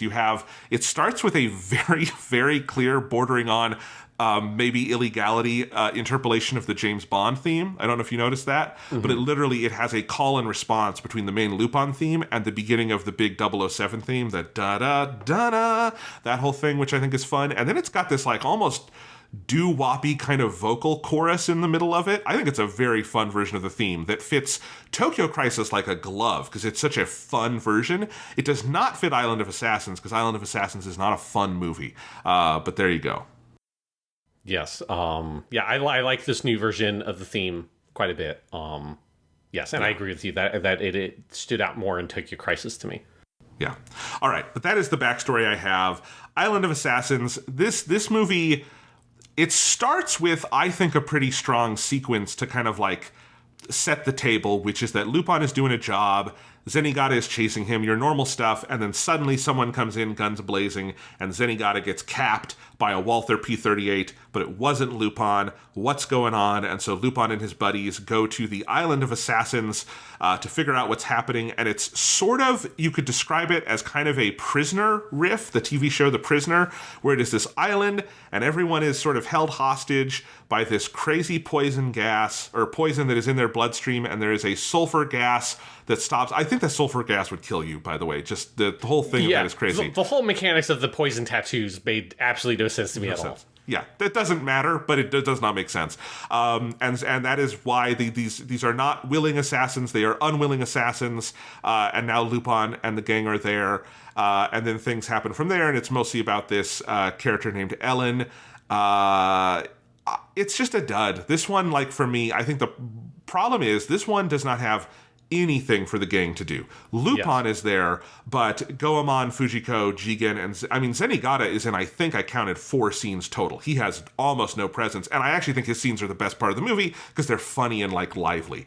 But we only cut away to him once in a while. You're such a fucking hardcore Zenigata stan, man. Dude, what else? What is better in this movie than like? I honestly, dude, I think one thing that they could have done better with Zenigata is they should have just pretended like he had died until you get to the end of the movie and it's revealed that he's alive. Like, one of the things I think that saps the energy out of this movie immediately is like Zenigata gets shot with a Walther P-38. Okay, then like 10 minutes later, Zenigata is fine. It's like, great, but like that's fine. Yeah, I'm just saying it's funny when he is trying to hobble out and chase Lupin, and then the Pokemon trainer dude, I'm just thinking of him as Tracy because he looks like Tracy from the second season of Pokemon. Tracy comes in and breaks his leg, and then in the next scene breaks his other leg. It's funny. It's more interesting than anything else going on in the movie. I don't know. But point is, the supporting cast has nothing to do. That is not necessarily the death knell for a Lupin work. The supporting cast doesn't have a ton to do in Dead or Alive either. The problem is we're picking up the slack with a very boring and very generic 90s cast of characters on the Island of Assassins, and I don't care about any of them. This is a plot we've seen already a couple times in these specials. We'll see another version of it in Tokyo Crisis, of the girl whose father/brother died and bequeathed something, and now she's angsty about it, but this is a very boring version of it. There's just not much going on in this movie. And I think here for me, like a couple of things are problems here. I think one thing is with the Zenigata stuff. I would like this thing should commit harder to what it is. Because one thing else about this is it is by far the darkest and most violent Lupin thing we have seen. Like, with nothing getting even, I think, particularly close. I mean, at the end of this, every single original character of this movie, with the exception of Pokemon Man, is dead. Everybody dies on that island. They are all wiped out. It is like insanely violent. In a way that feels like kind of inappropriate, honestly, for Lupin. Like because when I was talking about that with Dead or Alive, we have lost the Looney Tunes energy. This is like so far away from the Looney Tunes cartoon antics, which can still be adult and dark. We have seen that in part 1. We have seen that in Mystery of Mama. We have seen that in part 3. It is the Lupin thing I like the most is let's have the Looney Tunes inflected cartoon antics with this darker, more adult storytelling, like one of my favorite anime, Dirty Pair. Like that thing I think is a really cool style, and that is just completely gone by this point. But if you're going to be gone, that's going to be gone, you gotta commit all the way. You can't have random comic scenes with Zenigata showing him getting his leg broken by Pokemon Man, and it's like funny cartoon antics, and then we're watching people get murdered or poisoned to death. Well, that's the thing, it is absolutely the most violent thing we've watched. It is not the most violent Lupin thing overall, because I've seen the blood spray of Goemon Ishikawa. That movie is one of the most violent things I've ever watched in my life. But it is by far the most violent classic Lupin III, we could say. And the thing is, though, even with all of that, I struggle to call it dark, because I think like it's just kind of meh. I don't think it has a real sense of its own darkness. Like when everybody dies, that's like an intellectual thing I registered and wrote in my notes. It is not something the movie, I feel like, tonally registers. And like that's one of my problems with it is, and you're absolutely right, the Zenigata stuff, but there's also stuff on the island that is weirdly comic. And I think there's just a general lack of gravitas to the proceedings where you're absolutely right. If you're going to have this much blood in your movie, this much death, if the stakes are going to be this high, and the stakes are, this is like Battle Royale, everyone's got a bomb in their neck kind of thing, right?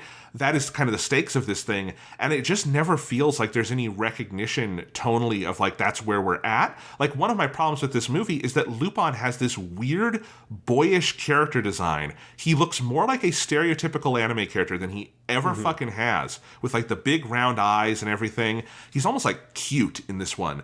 And it's weird because the movie is so dark and it's about him having this angsty, I think very un-Lupin-esque obsession with his past and all of this stuff. And so there's just a lot where like tonally, it just doesn't register as, I think weighty is the word, that if you're going to be this dark, you have to be weighty. And I don't think there's any weight to it.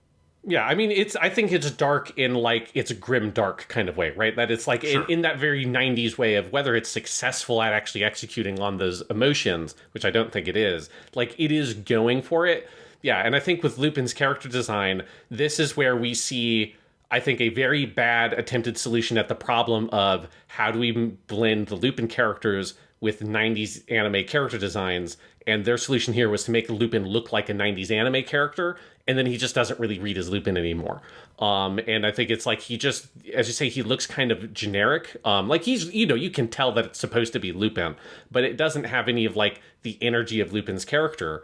And it like that is also something I think absolutely hurts a lot of what the movie is trying to do, because it's not really finding a way to blend this like grim dark 90s anime OVA it wants to do with Lupin. It is just sort of like throwing Lupin at this 90s grim dark anime OVA without like thinking about how you meld these, how do you blend them, how do you incorporate it at all. It's just kind of getting thrown against like the brick wall of this very different style of thing that Lupin can't really meld with at all.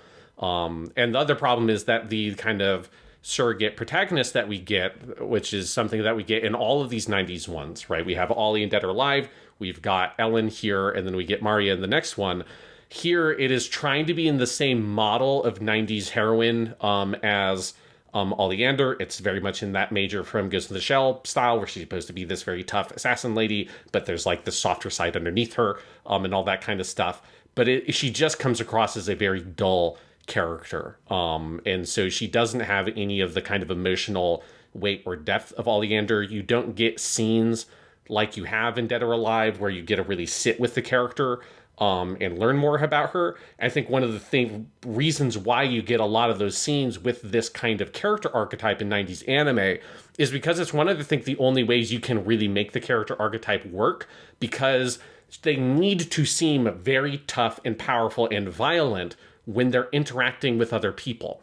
So you need to, but if you want to get to the vulnerability that underlies all that violence and like the reason why they're so violent and angry and so kind of aloof from everyone else, is because of this kind of like vulnerability or this kind of fragility that's underneath all of it, and this emotional kind of dissonance the character is trying to struggle with and resolve. The only way you can get at that and let their exterior with the other characters sort of maintain is to have these long moments where you are with the character alone, and you, the audience member, get to observe and dig into the psychology of the person, and it doesn't sort of break all of that down. Whereas with Ellen, you never get that. You don't get scenes with her alone. She's always with someone else. She's always with usually Lupin. And you see her so much through his eyes. And so it ends up just feeling like it's the very generic action heroine, where it feels like, oh, her role is just to fall in love with Lupin by the end of the movie, because clearly she's very, very ineffectual as an actual assassin, and all that kind of stuff. And it makes the character archetype fall into, I think, the kind of sexist elements that can very much be there with it when it's executed poorly, which is you want her to seem like a strong woman, but really underneath it, she just sort of embodies a lot of generic feminine characteristics. And that's the trap that I think the Ellen character falls into. And it just ends up being very dull. The only thing I ended up really enjoying about the movie in the last section is I just think like it's well animated.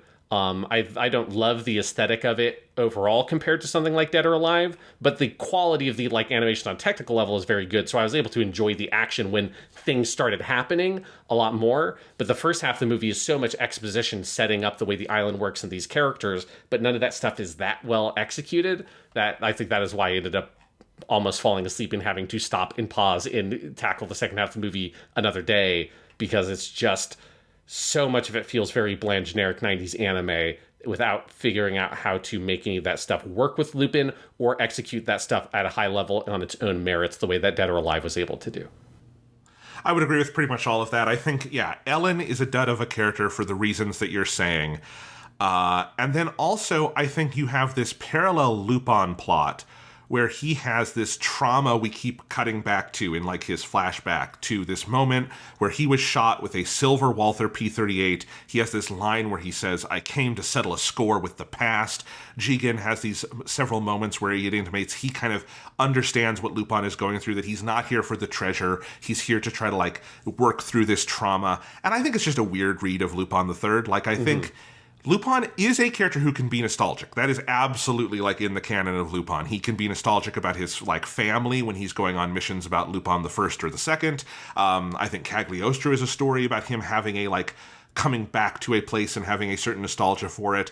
But it's fundamentally like it has to be more forward looking. It's like nostalgia with a purpose. He doesn't go to Cagliostro to like admire the ruins. He goes there because like there's a job and there's these things he's chasing, you know, when it's one of the like Lupin, you know, past stories. I think you have, you know, more clear motivations and things to chase. Lupin the Third, the First does a fun job with this.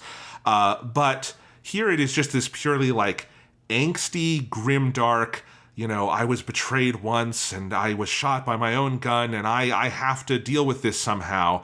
And maybe that could work if the character were interesting in any way, but the character who shot him is this, we find out is the doctor dude, and it is very much that kind of twist where you're like, oh, it was that guy. Did he have a name? I don't know. Did he? He is literally listed as doctor in the credits. Like, that character does not have a name. Right. Yeah, and this is, I think, the other big problem with the movie, is that if you're going to do that plot line, that character needs to have been set up. Like, I don't understand why you have this Utsumi Kenji character, who's the guy who runs the island, as the villain, when, like, the whole point is that you're looking for this other dude. Like, that's one of the reasons I've ended up almost falling asleep, is you have this momentum coming off of the intro where Zenigata gets shot by the Walther P-38, and Lupin has this, like, flashback to, like, oh my god, it is this Walther P-38 or whatever. I have a history with this thing. And that's all of your momentum going into, we got to get to this island, is carried through. Zenigata's shot and maybe dead or injured or whatever, and we need to find out what's going on with this Walther P-38. And the Zenigata thing gets sort of shuffled off to this comic subplot that is meaningless and goes nowhere. So all the stakes that might have been there that you could have mined of, imagine this movie if, like, Lupin thought that Zenigata was dead, and really why he was there is he's having to sort of, it could be an inverse of the classic Zenigata plot of him thinking Lupin is dead and him being like, what do I do with my life? We've never seen the inverse of that. That would be fascinating. And I was really hoping you could get something like that, which would give you something to do, but that's gone immediately. And then you're like, okay, well, I'm curious to learn more about this dude with the silver Walther P-38. Well, you don't learn about anything about that for like an hour. Everything you do on that island is there's this whole other character, Gordo, played by Utsumi Kenji. He's a really good actor. But it's just a very generic 90s anime big dude bald villain guy, and who clearly is not the Walther P-38 character. Lupin doesn't react or respond to him in any way. And so the whole quest of trying to figure out who that person was and get to the bottom of that just gets put on the sidelines for the entire middle section of the movie until the very end. And you have to be reminded a couple of times throughout the film that that's a thing that is part of the motivation, that is actually why Lupin is there. There are multiple conversations that come up just as like a check to be, do you remember that we set up this plot point at the beginning of the movie? Because we kind of forgot we did. We need to make sure you're still with us, because eventually in the last 20 minutes, it's going to be important. A way you could have solved this would have just been having the guy with the Walther P-38 be the dude who runs the fucking island of assassins. Like, how much simpler and better of a movie would that have been? And Lupin's trying to get revenge on him or resolve that situation, but this guy has tricked him, poisoned him, and is using him as a tool the way he did the first time that he betrayed Lupin back in the past. Like, I don't love the idea, like you, of Lupin trying to get revenge and all that kind of shit for a thing that happened in his past. I'm with you that feels like kind of a bit anathema to the character. But if you're going to do that storyline, you need to actually do that storyline, not put it on the sideline so you can do your generic 90s OVA with Ellen in the whole middle section of this movie instead. Yeah, no, that's absolutely right. And so it just feels like a very half-hearted attempt to tell a weighty story, and it does not work. I do think the climax is, like, good in the ways you were describing. Like, there's this big fight. They're on a blimp at the end, and Lupin is fighting the doctor, and the doctor has a knife, and Lupin is punching, and, like, it's extremely well animated in that sense. I like the final standoff where the doctor has the antidote, and it's like, you will not shoot me because I have the antidote, and then Ellen reaches up her bloody hand, and she and Lupin shoot him together, and it's this really great posed piece of animation. I think that reads very strong. Although it also causes this problem where the movie ends and they have no antidote. So I guess in this subsection of the Lupin continuity, Lupin and Fujiko are either living on that island together or are dead. But they do not address that, which is fine, whatever. But, so some of those moments are good. Yuji Ono on the soundtrack, when you have the big standoff at the end between the two Walthers, has this big, like, hero drama, almost like spaghetti western version of the main Lupin theme. That kicks ass. It's not terrible. That stuff is good. I do think this one really does hit the limits of how much I can stomach 90s designs. I think it is like everything is so overly angular. Every color is so garishly dark. I think the backgrounds are so nondescript. Everyone has weird-haired color with no real purpose. I'm happy to have weird-haired color if you make it part of the aesthetic and interesting. I just think it's weird here, and doesn't really, like, read well. And so I generally found the movie pretty ugly on that level. That kind of stuff did not work for me. Yeah. I 100% agree. It's like the action stuff at the end can be fun. And there's a part of me that, like, I was kind of entertained by how wild it is that they just straight up kill everybody. I was Everyone. Like, are they really going to just end this movie with having every single character getting killed? Like, it's particularly, there's a hilarious moment where there's this whole like space satellite laser thing that Lupin and Ellen have to go try to deactivate, but then it turns out that they were tricked and that they didn't actually deactivate it, and all the other characters are trying to get away from the island on a boat, including the Lupin gang, and then all the other people on the boat starting this revolution or whatever. And then the laser is going to hit the boat, and Jigen's like, we gotta jump, and Jigen and Goemon and Fujiko jump. The entire boat gets vaporized, and then like 5 minutes later, Jigen, Goemon, and Fujiko are just there on the island. Like, I have no idea how they swam all the way from like a mile out into the ocean, and they are just on the island. Doesn't he show them like wash up on shore or something? It's just later, and it just cuts them, and they kind of walk up to Lupin and like, hey Lupin, what's going on with that blimp? It's like, fucking, how the fuck did this? And that nobody else jumped, apparently. Everybody else just stood on that boat and got incinered by the laser, and it is just our 3 Lupin characters that got away. It's like, I just thought it was hilarious, because I expected to see a bunch of those people kind of, washing up with driftwood or something like that, and there's like some of them survived, but everybody gets vaporized other than the Lupin characters, and it's fucking incredible. Yeah, at the end of this movie, the Island of Assassins, all of them are dead. Every single one of them. I do have to say, at the end of the movie, also, the Island of Assassins is like in league with a bunch of world governments we see. And at the end, Zenigata, who has been sent the information by Lupin, comes in and like takes down the organization and everything. So Zenigata in the world of Lupin has now taken down the biggest arms dealer in the world in Shotshell. He's taken down this giant international assassin ring implicated in all world governments, Tarantula. And then in episode 0, we see that he started his career taking down this crime family in New York and getting credit for that. Either Zenigata would be the most, have the biggest target on his fucking head in the entire world from organized crime, or he would be the most beloved lawman in, world history. He would have the fucking Nobel Peace Prize. Yes, he does have a very good track record here, and particularly I want to see what is it like for all the other what's the political fallout of the fact that all world leaders seemingly are implicated in this ring of weird assassins called the Tarantula. Yes. Here's what this is. This is the most nitpicky thing I could possibly say, but it is something that I noticed it and it bothered me. Kind of like in Dead or Alive, you've got a lot of computer stuff, and there's one shot where they're hacking into one of Tarantula's computers, and their thing with their network was called the spider thread. And I was very annoyed by that, because tarantulas don't weave webs. They are a non-web spider, and so you shouldn't be able to call, if your organization called Tarantula, you don't get to use web or web-themed puns for your network at your fucking assassin league. Sorry, they burrow. You can use holes or something. You can make puns around that, but you cannot make web-based puns with your tarantula. It's just it's ignorant of animal biology, and I will not stand it. Okay, I have one more question before we move on, Sean. Okay. What the fuck was it with green hair in 90s anime? It's everywhere. Ellen has it here. There's just it's all over 90s anime. Famously, Seto Kaiba, even though he didn't have it in the manga, was given green hair in the first Yu-Gi-Oh anime in the 90s. It's everywhere. What was it with green hair? I feel like there's no other period of anime history where everybody has green hair. But in the 90s, everybody had green hair. Fucking 08MS team had green hair. What is it? They just like the green hair. I don't know. It's green or purple. You got to make your choice, man. Those are the two colors available for hair for 90s characters. Japanimation Station.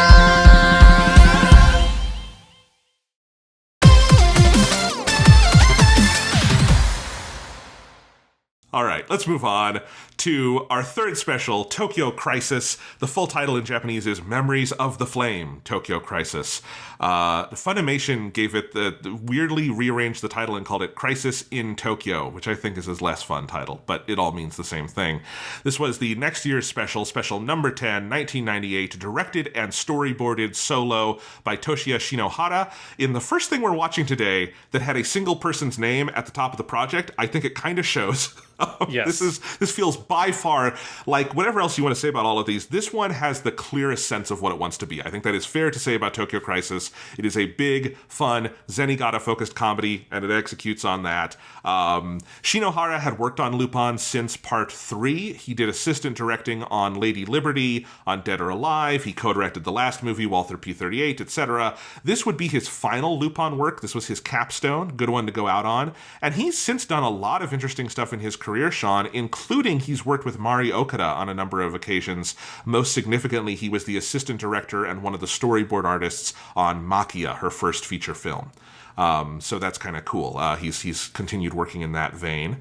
You've got Shinzo Fujita on script. As previously mentioned, he wrote The Last Thing, or co-wrote it. And then you have Satoshi Hirayama as character designer and animation director. He is super prolific. His career stretches all the way back to doing in-betweens on Aim for the Ace with Osamu Dezaki.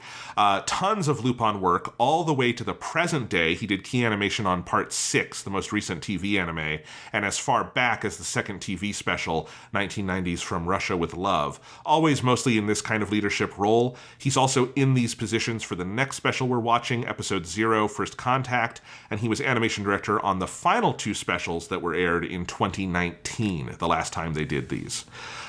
So this is, we'd kind of been going through a period of like a bunch of kind of random character designers. Hirayama was like a solid for this period of Lupin afterwards. Also, this special has a lot of like plot stuff going on with this period of Edo history and the Tokugawa Yoshinobu. And this is an interesting thing because I learned this from Discotheque's liner notes, that this part of the plot coincided with sort of a revival in public interest in this area of history. They write in the liner notes, around the time of this TV special's broadcast, there might have been something of a revival of interest in Yoshinobu.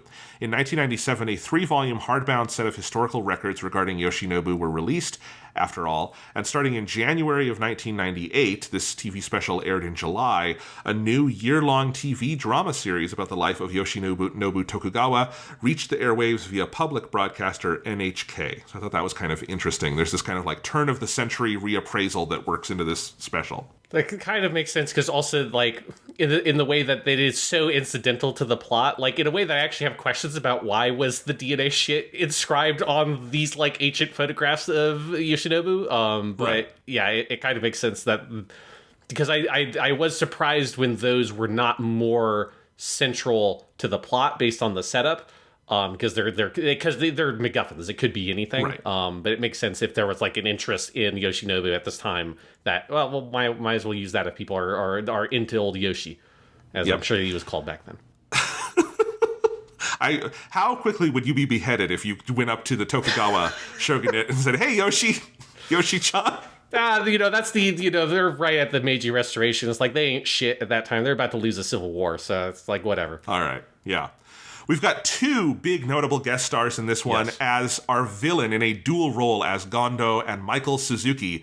You have Kōichi Yamadera making his first appearance in Lupin III, but he will be the second voice of Zenigata. When Goro Naya retires, he's the one who takes over as Zenigata. Kind of interesting, his first big Lupin work is in a Zenigata-centric special.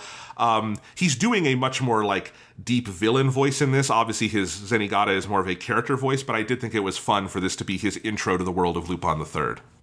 Yes, and then our other voice here is Hayashibara Megumi, who is Maria, the female lead. As you noted in your notes, she also sings the closing theme, Longing, which is very common.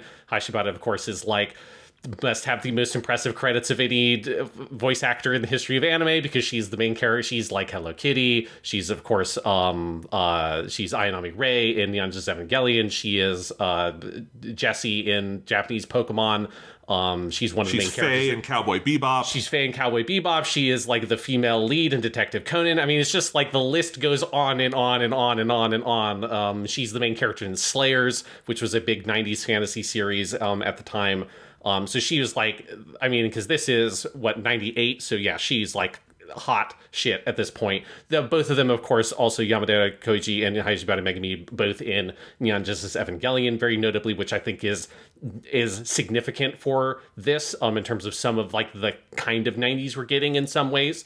Could only happen post Eva. So this is like, we're getting a slightly different flavor of 90s because we're now in the point of like, say you are becoming more celebrities, you're getting like moe is becoming a thing, which we'll address to some extent, and like all that, like the culture is shifting a little bit in anime, and you're starting to see it. And I just thought it was very funny that we get like 2 of the biggest voice actors of the 90s just in this special. But it's something that makes it work because they're both very fucking good here. Oh, they're great. I think like these two slide into the Lupin cast so naturally. Makes total sense Yamadera would be brought into the main cast, obviously, when that time comes. And then Hayashibara, she just fits this world like a glove. She fits every world like a glove, given her list of credits. But like, yeah, she's such a natural fit here. She's such a great comic foil for Goro Naya. Yamadera is such a good villain. Like, I think it gives this one a really unique energy that it has these two big voices who are so well integrated. And they get to play off the Lupin cast in a bunch of great places. They're not like siloed off on the side. They get to have significant interactions with the Lupin gang. But we'll talk about them more in a minute. Two other historical notes here. The opening logo for the film was created by, this is from the Discotheque liner notes, Seinosuke Nakajima, a minor celebrity in Japan. Nakajima also voiced an appraiser character who appears early in the film. Nakajima is a real-life appraiser who has dealt in antiques since 1960 and is a regular on Japanese appraisal show called Anything Appraisal Team, which is like the Japanese Antique Roadshow. And I just thought that was funny that they went to the trouble of having this person come in and do this, because it's a really beautiful like calligraphy logo this movie has. And then they also drew their own credit card at the end of the film. And I thought that was cool. Yeah, that is cool. I did note that I like the opening logo, like so much that I kind of wish that they should have had like a voice actor say the title, because the title also is so good in Japanese, because it's like Lupin Sansei, Hono no what is it? Hono no Kyoku, Tokyo Crisis. Like you gotta get like Yamadera Kōichi or someone to say that at the beginning of your movie. It's such a good sounding title. Absolutely. And finally, this is, for me, one of my favorite things about this movie is that there's a scene where Fujiko invites Lupin and Jigen to come join her at the GH9 Club, which is a real club in Ueno in Tokyo. And in fact, I learned in the liner notes, the real GH9 Club gave money to fund this special, which is why they're here. But even more excitingly, there's a you all know I love the Lupin music. There's a whole sub-series of Lupin albums called Lupin the Third Jazz. I think at my count there's 18 of them. I've listened to all of them. They're amazing. Most of them are the Yuji Ono trio, him and a piano him on piano and then a bass and a drum player. And at the GH9 Club in this movie, you have a sign announces it and everything. You have Yuji Ono on piano, Yoshio Suzuki on bass, and Kenichiro Murata on drums performing. That is the original Yuji Ono trio. The Lupin the Third Jazz, the first Lupin the Third Jazz album came out the year after this, 1999, and they are playing through this scene the jazz version of Love Squall that is on that album. And you have all three of them realistically animated in the sequence, and there's even a great little joke at one point where everyone is shushing Jigen because he's being too loud, and they cut away to Ono at the piano looking like annoyed, like that they're interrupting his performance. Fucking great. It's one of the best scenes in the movie just for the general atmosphere of it all, but I think it's really cool that they worked in the actual Yuji Ono trio and did all of that. It's awesome. Yeah, I didn't know that side of it, but yes, it's a good scene, and it makes sense retrospectively that it is also kind of an Easter egg in the movie as well. Yeah, and the next special we'll see also has a little more interplay with the Lupin Jazz series as well. So it seems like at this point they started bringing in more of Yuji Ono, all of his side projects into the specials. So yeah, let's get into it. Tokyo Crisis. I fucking loved this one. This is one of my favorite of the like feature length things we've seen. It knows exactly what it wants to be, which is a big, broad, character-focused comedy, mainly from the point of view of Zenigata, but involving the entire cast. And I think as a Zenigata romp, I am, as Sean, you just called me, the world's biggest Zenigata stan. I will wear that badge with pride. I think it makes great use of the man himself, and pairing him with Maria, who I think is a very fun version of this kind of side character. And then I think the whole Lupin gang gets to be funny. Everybody has a particular weird, like, ongoing gag happening. Jigen has a cavity, and Goemon is obsessed with trying to get Zantetsuken back, and he is very sad, and it is the funniest Makio Inoue has ever been allowed to be on this, I think. He's so good. And just in general, the energy of this, I think it moves great. It is the exact opposite of the pacing of Island of Assassins. It is fast, and it is fun. I think it has a similar kind of feeling of like Bye Bye Lady Liberty of this isn't a movie, this is a fucking TV special, and every time we cut to commercial, something big and fun is happening. There are some huge action scenes that are really cool, including a giant highway chase that's amazing. I think the animation is much more to my liking than Island of Assassins. It is still visibly 90s. Maria has purple hair, but like it is much brighter. There's more life to it. There's not as many like shadows and grimness and that sort of thing. It helps the Blu-ray of this, which I have, is fucking gorgeous. Really nice looking. But yeah, I loved the shit out of this. This is so much fun.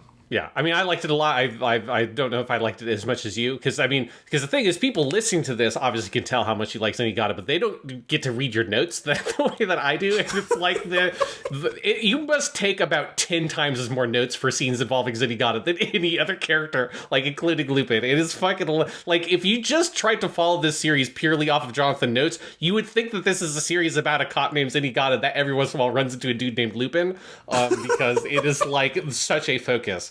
But yeah, like but this is very fun. This is like, you know, I like Dead or Alive more as its own thing, but this is, I think, the most successful Lupin in the 90s thing we have watched. If you put like Bye Bye Lady Liberty, which is technically 1989, so it's kind of not quite 90s yet, but when you're like still in the heart of the 90s, this is still very 90s stylistically. But it is able to meld it a lot better with Lupin. Now, that still means that I don't think they figured out how to do a Lupin-style plot here all the way, right? Because they still have decided, we're going to silo off the side characters, like the rest of the Lupin gang, off into their own little corners of the movie. Like, Lupin's not going to be featured as much. It's not so much about the heist and all that kind of stuff, though it still has those elements there. It's just not the main focus, the way you got in something like Bye Bye Lady Liberty. But it still works here because it's very funny. The execution is really well done. And even though the Lupin gang is not sort of important to the plot, their stuff is still very entertaining. Like, it's fun to watch Jigen and Goemon have their antics, and Jigen's got his cavity and all of that. Like, could they have been cut from this thing and the plot would be perfectly fine? Oh, absolutely. They don't do anything important. But like, it's entertaining. And if you're like going for it just to like have a good time and you're not really looking for much deeper from this, like, this is incredibly entertaining. I think you identified correctly that Bye Bye Lady Liberty energy of it just moves. This one is much more gag focused, but the gags land really, really well. Zenigata is just a very fun character to have be your kind of lead. And then Maria is a really, really well done co-lead who you could imagine something like this where that is more focused on her, that is not necessarily Lupin related, but tells the story of this character, and it would hang together totally fine because that character is interesting, because the performance is really strong, and her story like works well. And then the villain, also played by Yamadera Kōichi, is also really interesting and compelling. So all that stuff works so well. Like, and the Lupin stuff just gives it this really nice comic flavor and all these gags that it's able to pull off to kind of keep the pace up and everything. So it is not necessarily, I would say, like an essential Lupin story, but it is a very, very fun Lupin special. Yeah, like, here's the thing. Are there smarter or deeper or more like risk-taking pieces of Lupin media? Absolutely, and we've talked about them and I love them to high heaven, right? But here's the thing, the Lupin cast is one of the most entertaining casts in anime history. So if your goal is to just let's have a fun annual special where the cast gets to be fun and we're going to make you laugh and you're going to have a good, popcorn entertainment kind of time, I think that is a perfectly reasonable goal for a Lupin special to have. Mm-hmm. And this one executes that specific goal at like an A+ level, right? That does not mean it is as interesting or groundbreaking a work as like the Seijun Suzuki episode of Part 3, or as like, I think like deep and interesting a film as Castle of Cagliostro, or even like Madcap Energy to, I think, a smart character-driven point like Mystery of Mamo, right? Which is still kind of that gold standard. It's none of those, but I think on its own terms, like, if you just want to watch a good 90 minutes of enjoying the Lupin cast bounce off of each other and some fun guest characters and seeing the antics, this is about as good as it gets for that kind of thing. And I think it's and especially if you are a particular Zenigata stan, it is a very, very good deployment of Zenigata. I think the general setup of the movie, it also just has like a sense of direction to it. It does this weird thing, but I think it's fun, where it has a day of the week kind of segment where it starts off on July 27th, and it's the story is split up by, we go from that to July 28th, 9th, and we know it's going to climax on August 1st, because that is when this big amusement park / Edo period museum, which is a weird thing to say, but that is what it is. Aquapolis is going to be opening on August 1st, and that is like where we're headed. And so you have all of that happening. You have Lupin planning his heist, and in the middle of this, Zenigata has been assigned, the commissioner, who I assume is just perpetually annoyed with Zenigata, has in retaliation assigned a journalist with permission to go trail him and write about Zenigata's experiences, and that is Maria. And we come to learn she is more tied into this than we first realized. But at first it is just, she is this young, hungry journalist who is trying to get a story, and Zenigata is a very weird subject to be following, and it's a fun fish out of water kind of element to have. And I think all of that energy pays off.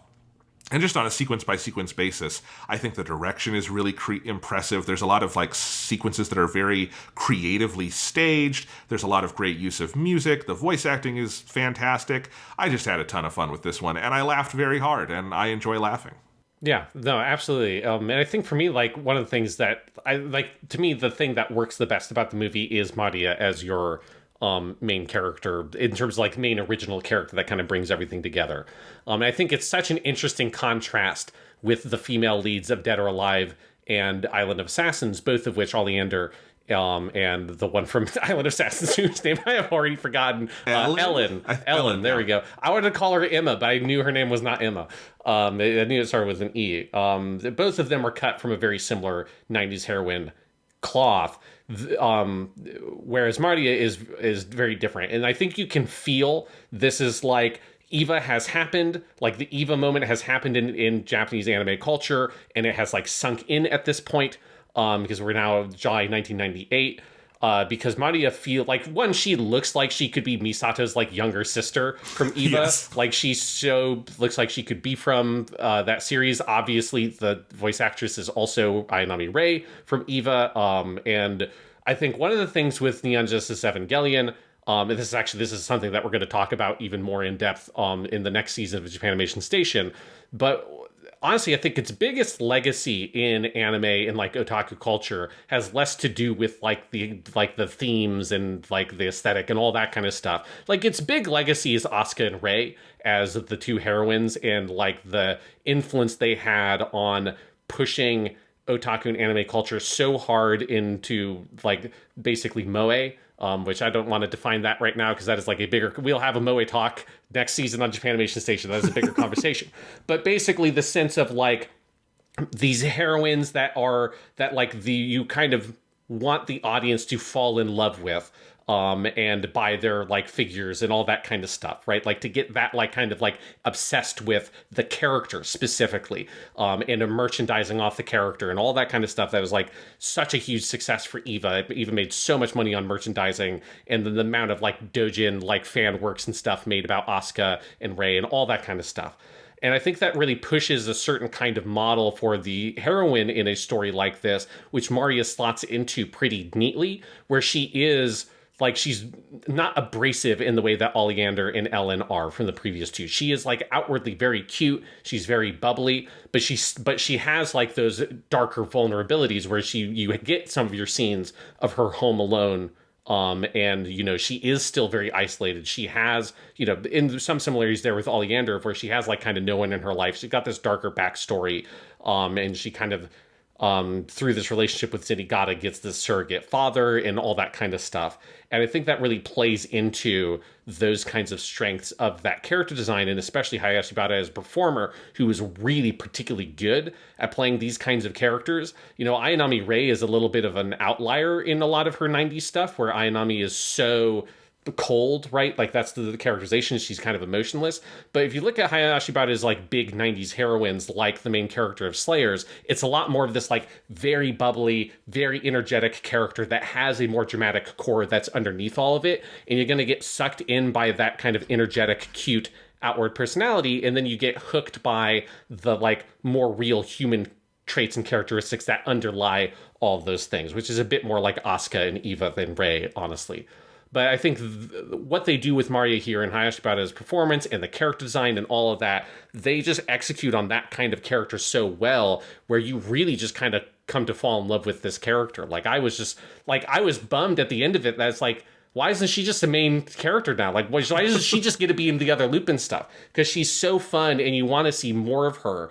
And her energy is so youthful here. And they specifically, I think, frame it that way, which is something that I like they do that the other 90s things we watched at recently like have not, which is looking at the Lupin cast as being anachronistic the way that like Bye Bye Lady Liberty did, and Zenigata is positioned as an older father figure that is from an older generation. So his like anachronistic character design and his jacket and all that stuff gets to exist very naturally next to this very modern 90s anime character, Maria, and those character designs don't clash. They narratively sort of like come together with their various character roles. And all of that kind of stuff and the design of the visual design of the character and the writing of the character and the performance of the character allows her to exist in the world of Lupin and bring a particular kind of 90s anime heroine energy that fits so well and synergizes so well with Lupin in a way that I think the other 90s stuff has struggled with a little bit. Like with Oleander, they have to go with this whole weird kind of tone and dream-like thing to get that character to work, and Island of Assassins never fucking figures it out. Here, it is like the perfect way of trying to implement a modern-style 90s heroine into the world of Lupin III. I think you're so right. And one of the things I really loved about Tokyo Crisis after the last couple of things we watched, even, you know, the ones I liked more like Dead or Alive, is that it is more unabashed in that this is the Lupin cast, and they haven't done some radical redesign. Lupin's jacket is more red in this one than it is like this dark burgundy that is like black in some shots because there's so many shadows. But because Maria is sort of our point of view entry point, we get to have fun with that. And one of the jokes that I think early on made me know we were in good hands and like this movie is working is there's this hilarious bit where they're getting onto the subway and she's like, do you wear this every day? And she's looking at like Zenigata's big fucking trench coat, which in like 1969, when, you know, the Lupin anime started, made sense as like his inspector outfit. In 1996, or 1998, when this comes out, it makes sense that a young woman would look at that and go, you know, you look like a flasher, right? And then He gets on the train and it's the funny anime gag where the train moves and he falls into a woman's breasts and then she's like, hentai, and it's like, you know, you're a pervert, and like throws him out of the train. And Maria's like, well, what did you expect? And it's a fucking great gag about what a weird anachronism this man is and how he is refusing to change with the times. Because then there's all the jokes about he doesn't use cell phones and all this stuff, and I think it has such a clear point of view.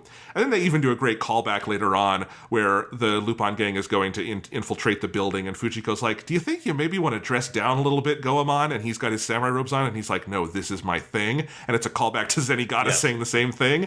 And I think this is something in 2000s era Lupin we'll see more, is it playing with that these characters are a mess of anachronisms. And I think it's something that can be very fun about the Lupin gang. Because even at their moment of creation, some of the characters like Goemon are intentionally anachronistic. And eventually over time, all of them are anachronistic. Yeah. And I think if you have fun with that, it can be such a beautiful thing. And I think this movie, it just gets that tonally 100%. Yeah, and a lot of the 90s stuff, I think, struggles with that so hard, right? It's one thing I pointed out about Bye Bye Lady Liberty, because I think that's the other one that does it so well, because it incorporates it so directly into the plot and the writing. Whereas with everything else, it just felt like they're kind of like trying to sort of update Lupin a little bit, but it's like the problem is you can't really update him. He's so a creature of the late 60s and early 70s. It's like, it's just, you can't. It's honestly, it's like weird to me that they didn't just make the choice to make these things period pieces. It is like honestly kind of weird that they keep updating the timeline and like just have them be in the present day, because it feels like my instinct would be no, you got to make it set the 60s or 70s, man, because it's like it's weird trying to do it otherwise. But if you need to do it the way they're doing it here and like make that something that is a part of the kind of texture and narrative style of the thing. And we've had a split. The Woman Called Fujiko Mine, the Mari Okada show, is a period piece. And the movies that come out of that are as well. They're explicitly like 60s, 70s, kind of like, the date is not stated, but it's like in that kind of zone. And then I know the other TV shows kind of lean into it the way this does, or Bye Bye Lady Liberty, of having like this kind of like tension with the time that we're in. So yeah, and all of that is fun. And also, like, as fun and silly and hilarious as this movie is, I do think it's like heartfelt at the center. I think the Maria Zenigata relationship is sweet. It is not like the most groundbreaking emotional thing you've ever seen, but I think it is a good version that has some real pathos from Zenigata, and I think that, he gets to be a big hero at the end of this movie, which I really love, because Pop so rarely gets to win, and, there's a big moment at the end here where Maria is being taken away on the big jet, and Zenigata gets on a motorcycle and is chasing it down, and the Zenigata March gets a big hero version on the soundtrack, and he just gets to be the hero who saves the day, and once in a while I want to see that for Pops, and I think because they've framed it through this relationship he has with Maria, it doesn't feel unearned. It feels very earned. Yeah, absolutely. And then Maria has her whole own thing going on where she's got her like precognitive powers or whatever, because she was, experimented on, and, there's a lot of, it's 90s, so you got to get like genetic DNA stuff. It has to be part of the plot. It's like, the Sam Raimi Spider-Man movies. You got to have some weird DNA shit in there because it can't be nuclear anymore. And you've got Yamadera Kōichi involved in all of that. And so that adds that kind of other dramatic core to the movie. And again, I think some of my favorite scenes in the movie are some of those scenes in the first half where Maria is on her own and you get those like little glimpses into her life that gives that emotional backbone to why this growing kind of relationship with Zenigata is so important to her. As well, like kind of the comic undertone of Zenigata kind of misunderstanding the nature of their relationship, and thinking that it's like, oh, it's like she must think, thinking of like, oh, we're like the same age or whatever. Like she thinks of me as a romantic interest or something like that, not as a father figure, because he doesn't think of himself as being so much older. And of course, that thought would have never even crossed Maria's mind. She clearly just sees him as a father figure. There's a good little gag at the end that kind of puts that relationship in defined terms. Yes.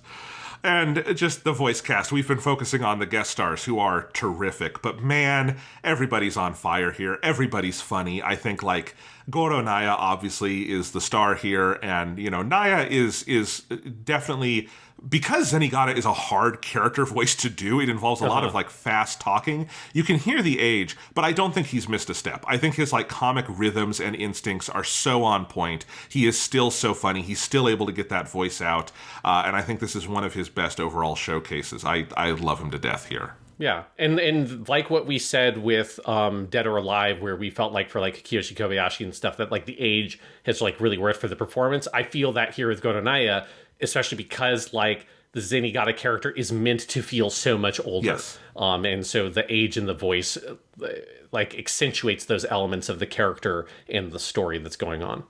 Yeah. And then everybody else gets great moments. Kenichi Kurita, this is the most, purely comic we've seen him yet, and he is just delightful. There's this moment where there's this giant truck highway chase in the middle of the special that goes like on and on and on to increasing degrees of ridiculousness, and I absolutely adore it. It's very much on par with some of the big chases in like Mamo or Cagliostro or something. It's in that kind of vein. But there's this moment where Lupin's car just flies careening off the highway, and he goes, "Sayonara!" And he's doing like the character voice, and it's hilarious. Of course, then Lupin crashes into Jigen's dentist office right before Jigen is about to get the needle of like the, painkiller. And that is so goddamn funny. So I love him, Kiyoshi Kobayashi, doing all the stuff where Jigen has the toothache and has to like react and speak through that. I think you can hear Kobayashi having fun. Like, I feel like there's a little bit of like, this is a new thing I've never done with Jigen before. And like, there's moments where I almost feel like you can hear him almost like laughing in the booth. It's like so on that edge. Makio Inoue goddamn steals the show in some moments where he comes in and is so broken up about Zantetsuken. There's this part where they're like, as Jigen and Goemon often do, they are tunneling under the building. And there's this moment where Goemon just goes fucking crazy tunneling. Is like, "I'm coming, Zantetsuken." And I died laughing at that. Yeah, this is just purely for like comedy Goemon. This is one of the best showcases for Goemon as a comic figure. There's so many good gags. One of my favorites is just the whole scene of where they're like trying to figure out like Goemon, like what's going on. Just seeing Goemon so like kind of nervous and disarmed, like, obviously literally, but also like metaphorically, And he kind of doesn't, he doesn't want to tell anybody. He's so embarrassed about what's happening here. And there's this part where he just starts mumbling. He's like, what is going on? Like, what are you trying to do? It's like, Gozadu. And he just like mumbles and then just says Gozadu, which is your like, anachronistic samurai ending for your sentence. Yes. It just like all that shit, the way the samurai shit works out here, and him just so desperate to try to get Zantetsuken back. Yeah, I found that very funny. All the Jigen stuff with the cavities very funny. I also love that in this movie, there's this kind of goes unremarked upon that apparently Fujiko has become the chief editor of like an entire like magazine that employs Maria. It's like, that's a long fucking con to get this like treasure, man. Like you had to, I want to like see her. It's like it took her like a couple of years. She had to start from the bottom as a reporter, work a beat, all that kind of stuff. Eventually work her way up to chief editor of this fucking magazine. I just love all that shit so much. And Maria, like her context for understanding Fujiko is as like the chief. And when that like intersects with Fujiko's real life, and she just says, "Oh, I'm sorry, Maria. I'm sorry for tricking you the whole time." Like, chief, what the hell is going on? I found that shit just wacky and very weird and funny. Love it. And Eiko Masuyama, super funny in all of that stuff. She's great. And yeah, we're in a period, not all Fujiko stories do this, but in this period of the Lupin, like in the 90s, all of her undercover work, she just uses her own name. She's just always calling herself Fujiko Mine, which is very much, that's the James Bond thing, where James Bond is always going up to people as a secret agent and going, "Hi, I'm James Bond," which is the dumbest thing you can do as a secret agent. Just here's my real legal name. And I think it's funny that Fujiko does that too and has no fear of retribution. But yeah, that's great. Going back to Goemon for a second, a couple other moments I love. There is, in that scene you were talking about earlier where he's like grumbling, eventually he admits that he's lost Sentetsuken and he's on the verge of tears, and it's like, I can't even commit seppuku without which is a great joke. Later on, when he gets Sentetsuken back and he does, I think, the biggest thing he's ever cut up to now. He cuts something even bigger in First Contact, but he cuts the entire goddamn jet in half, the like 747, and he comes back, and instead of doing the line about like, oh, I have cut another trifling thing, instead he has the line, he goes, "So many feelings," and he's got tears coming down his eyes. That is great. And then my favorite little Zenigata gag is there's these doors that they have to get through at several points, and they have a whole little hacking device for it, and it's like there's a number sequence that comes up, but at one point they're being chased, Jigen and Goemon, so they don't have time to do the whole number sequence. So Goemon goes, then he like uses his hand and like karate chops the numbers in a row. And Jigen is like, "Wow, Goemon, we need to go to Vegas with this." And then in the credits sequence, there's a little cutaway to them in Vegas, and Goemon is slicing a slot machine, and Jigen is like, has this big, dumb, goofy grin as he's like bathing in gold, Scrooge McDuck style. Well, it's great because it's so funny because he like does the slot machine thing, and it's jackpot, and these gold coins just start pouring out, and then like Jigen gets like lifted up out from the bottom of the frame as the gold coins start filling up, and he's just riding it like giggling, and it's just like ha ha ha, and it just keeps like going up until it cuts. Yeah, like that shit, that's probably the hardest I laughed in this whole movie. I just love, like, that should be its own TV special, is it's just going on in Jigen. It's just like getting into antics in fucking Vegas and getting like, the mob gets onto them and shit because they're just winning all these games, but they're not cheating. They're just really good at it. Yes. Oh God, it's so great. Like, this movie has a really good sense of planting and paying off jokes like that, where like if they set up a little joke, they will always come back to it later, and I love that. So yeah, all of those scenes, great stuff. What else? Okay, here's a detail in this movie that I think is fucking amazing, is that Lupin has a really shitty little apartment in this film. And he has, I love it. We talked on the Kara no Kyokai podcast, Garden of Sinners, back in season 2, about how Shiki, she has her mansion apartment, the word for like a single person's apartment in Japan. And like, that's a really striking set in Garden of Sinners. And they sometimes kind of exaggerate its dimensions to illustrate the sense of distance or isolation. And I love that in this movie, it's the exact opposite. It's a mansion apartment that is drawn to look extra small and completely cramped. Like, he doesn't even have room to lay down. And he's living in just abject squalor, where he's like, Jigen is over and he gives him a bowl of rice. And how Lupin is preparing this is he just takes his beer and pours it on the rice and is trying to eat the rice with the beer on it. And this is when Jigen is like, I'm out, Lupin. I have a cavity. I have to go. And I just love it. I love there's this little moment of Jigen going, what has my life come to? And we keep cutting back to that apartment. And I love it whenever Lupin is living in squalor, because I think it's hilarious. Yes, it's like in Bye Bye Lady Liberty when he's just living with, like, Annie or whatever the fuck that lady was named. Yes. That shit is very good. Yeah. You've got that big truck and highway chase I was mentioning where you've just got, I think the music is on fire. The Zenigata March is worked into like 80 different pieces of music in this movie, and it's always fun as shit. But yeah, that whole scene is just incredible mayhem that ends with this great joke where Zenigata is arrested for flagrant traffic violations. Yes. And they give us the number, 77 people hospitalized and 400 injured, which of course leads to Zenigata's suspension. And again, on this movie just having so many good details, when Zenigata is suspended, the commissioner prominently has on his desk an economy-size box of extra-strength stomach medicine, which I love. It's just a little, and he's got it out for dealing with Zenigata. I think is a good gag.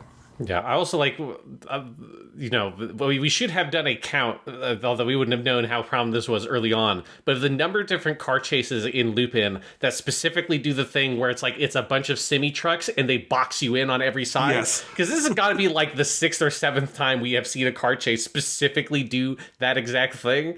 And it's like, it's good every time, It's like, it always is, yeah. Yeah, if it ain't broke, don't fix it. But I just found it very funny that it's like, we got one more car chase where part of the car chase is big semi-trucks that box you in.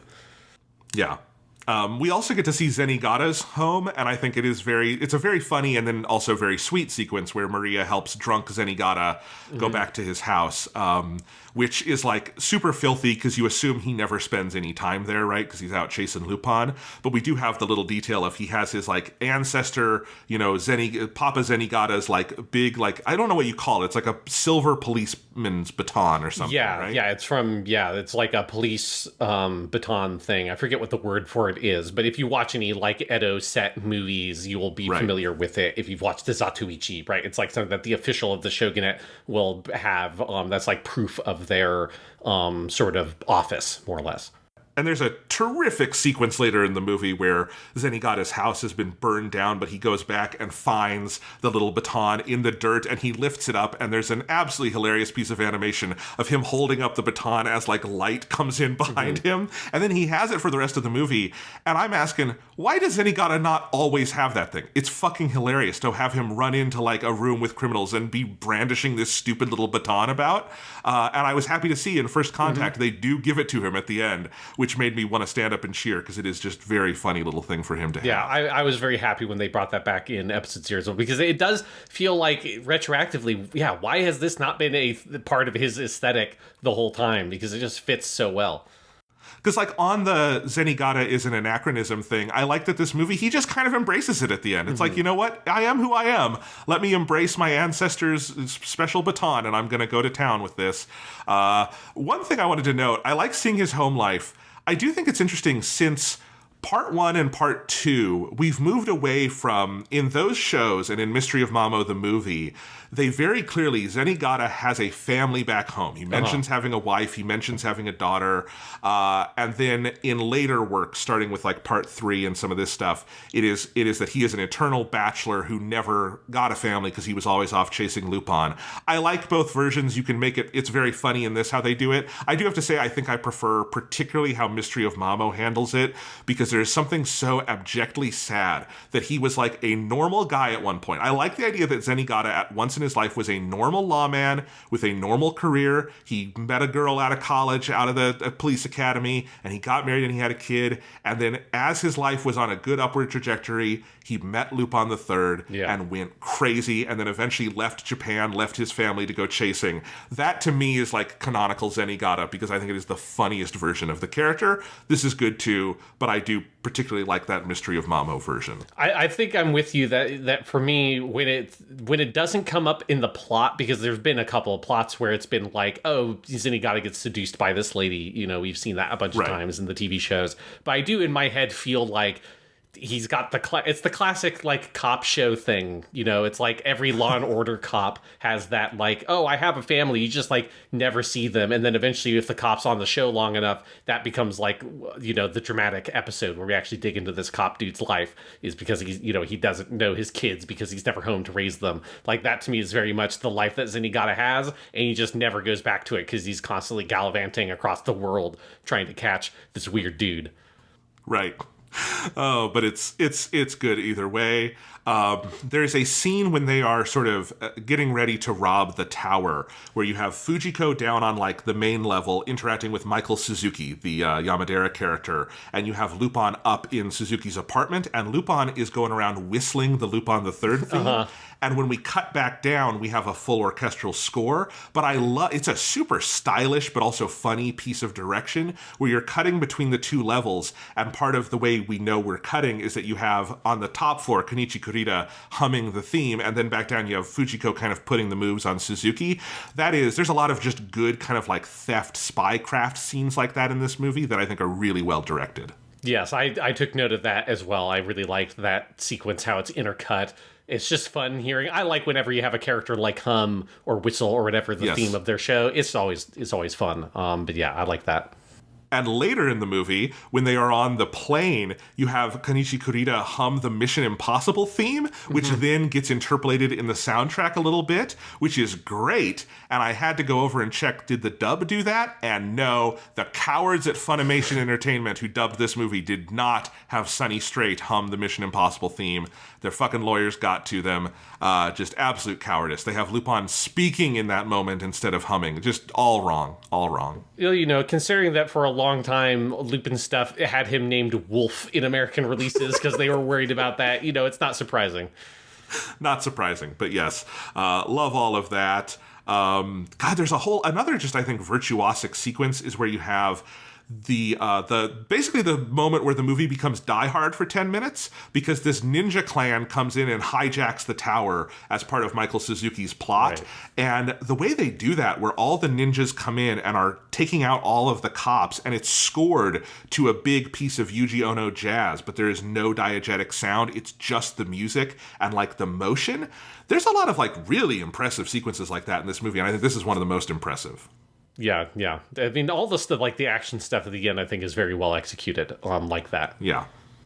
So, because, this movie gets so big. You also have, I wrote my notes in all caps because I was so excited. At the beginning of the movie, they tell you there's a big underwater roller coaster. And I'm like, well, let's put a pin in that. And then we do indeed get the big underwater roller coaster chase, which is the most Looney Tunes thing in the movie, because it is Lupin getting chased on foot by the underwater roller coaster, which is great. And it's not just that, because it's like the roller coaster is like personified in this very Looney Tunes way of like it like opens its mouth up in all this shit, and it's like it's kind of hard to tell, is this literally supposed to be happening, or is this like an artistic representation of him being chased by the roller coaster, or is this like a semi-sentient roller coaster they have made with their weird TNA technology or some shit?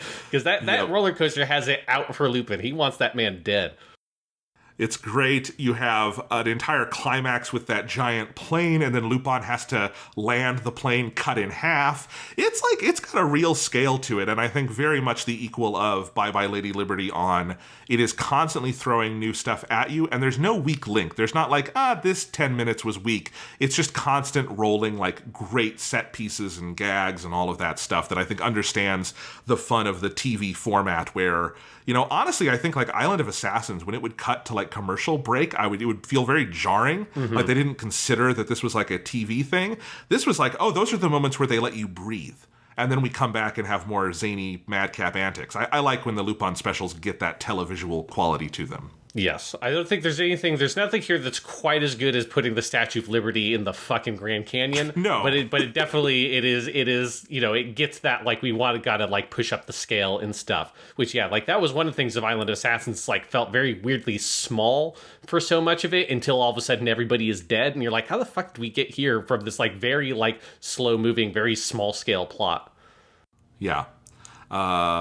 No, all great. I love, and then Jigen with the fucking tooth. I'm just looking through my notes. I love the moment when he is shooting and the recoil makes his tooth hurt. That's funny. I like when the tooth gets knocked out at the same moment that Goemon finds Zantetsuken, and so then they've got their groove back. There's the little gag where, I guess this is a like Japanese tradition with baby teeth, but he says, I gotta throw this tooth up on the roof, and Goemon's like, you know that's for baby teeth, right? And I just laughed at that. It's all good. So I don't know if I have anything more to say about this one, but I could keep gushing. I think it's a lot of fun. Even if you are not a crazy Zenigata stan, you will enjoy Tokyo Crisis. Yeah, it's very fun. And again, there's something very satisfying about it to me of like the end of the 90s arc for Lupin, where it felt like, you know, obviously there's a lot of other TV specials that came out that we skipped over, but it just like felt like this one kind of nailed it. It figured out, here's how you make the different stylistic things of the 90s that can contribute to Lupin and blend it together and make something that works really well. In the way that Lupin the Third Part 3 did such a good job of, like, updating things and using the way that anime had changed and trends and aesthetics had gone in the 80s of anime and, like, made that really work so seamlessly with Lupin. This is the only thing that I think has really done that for me with, like, the 90s anime. Yeah, I think that's true. Yeah, and absolutely. And, like, with Bye Bye Lady Liberty obviously being kind of on this weird edge case, but I think those two together kind of bookending these first 10 specials feels right. Japanimation Station.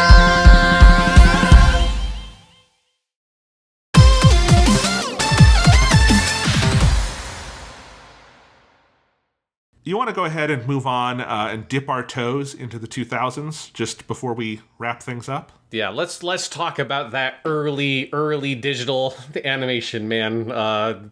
We'll get to it.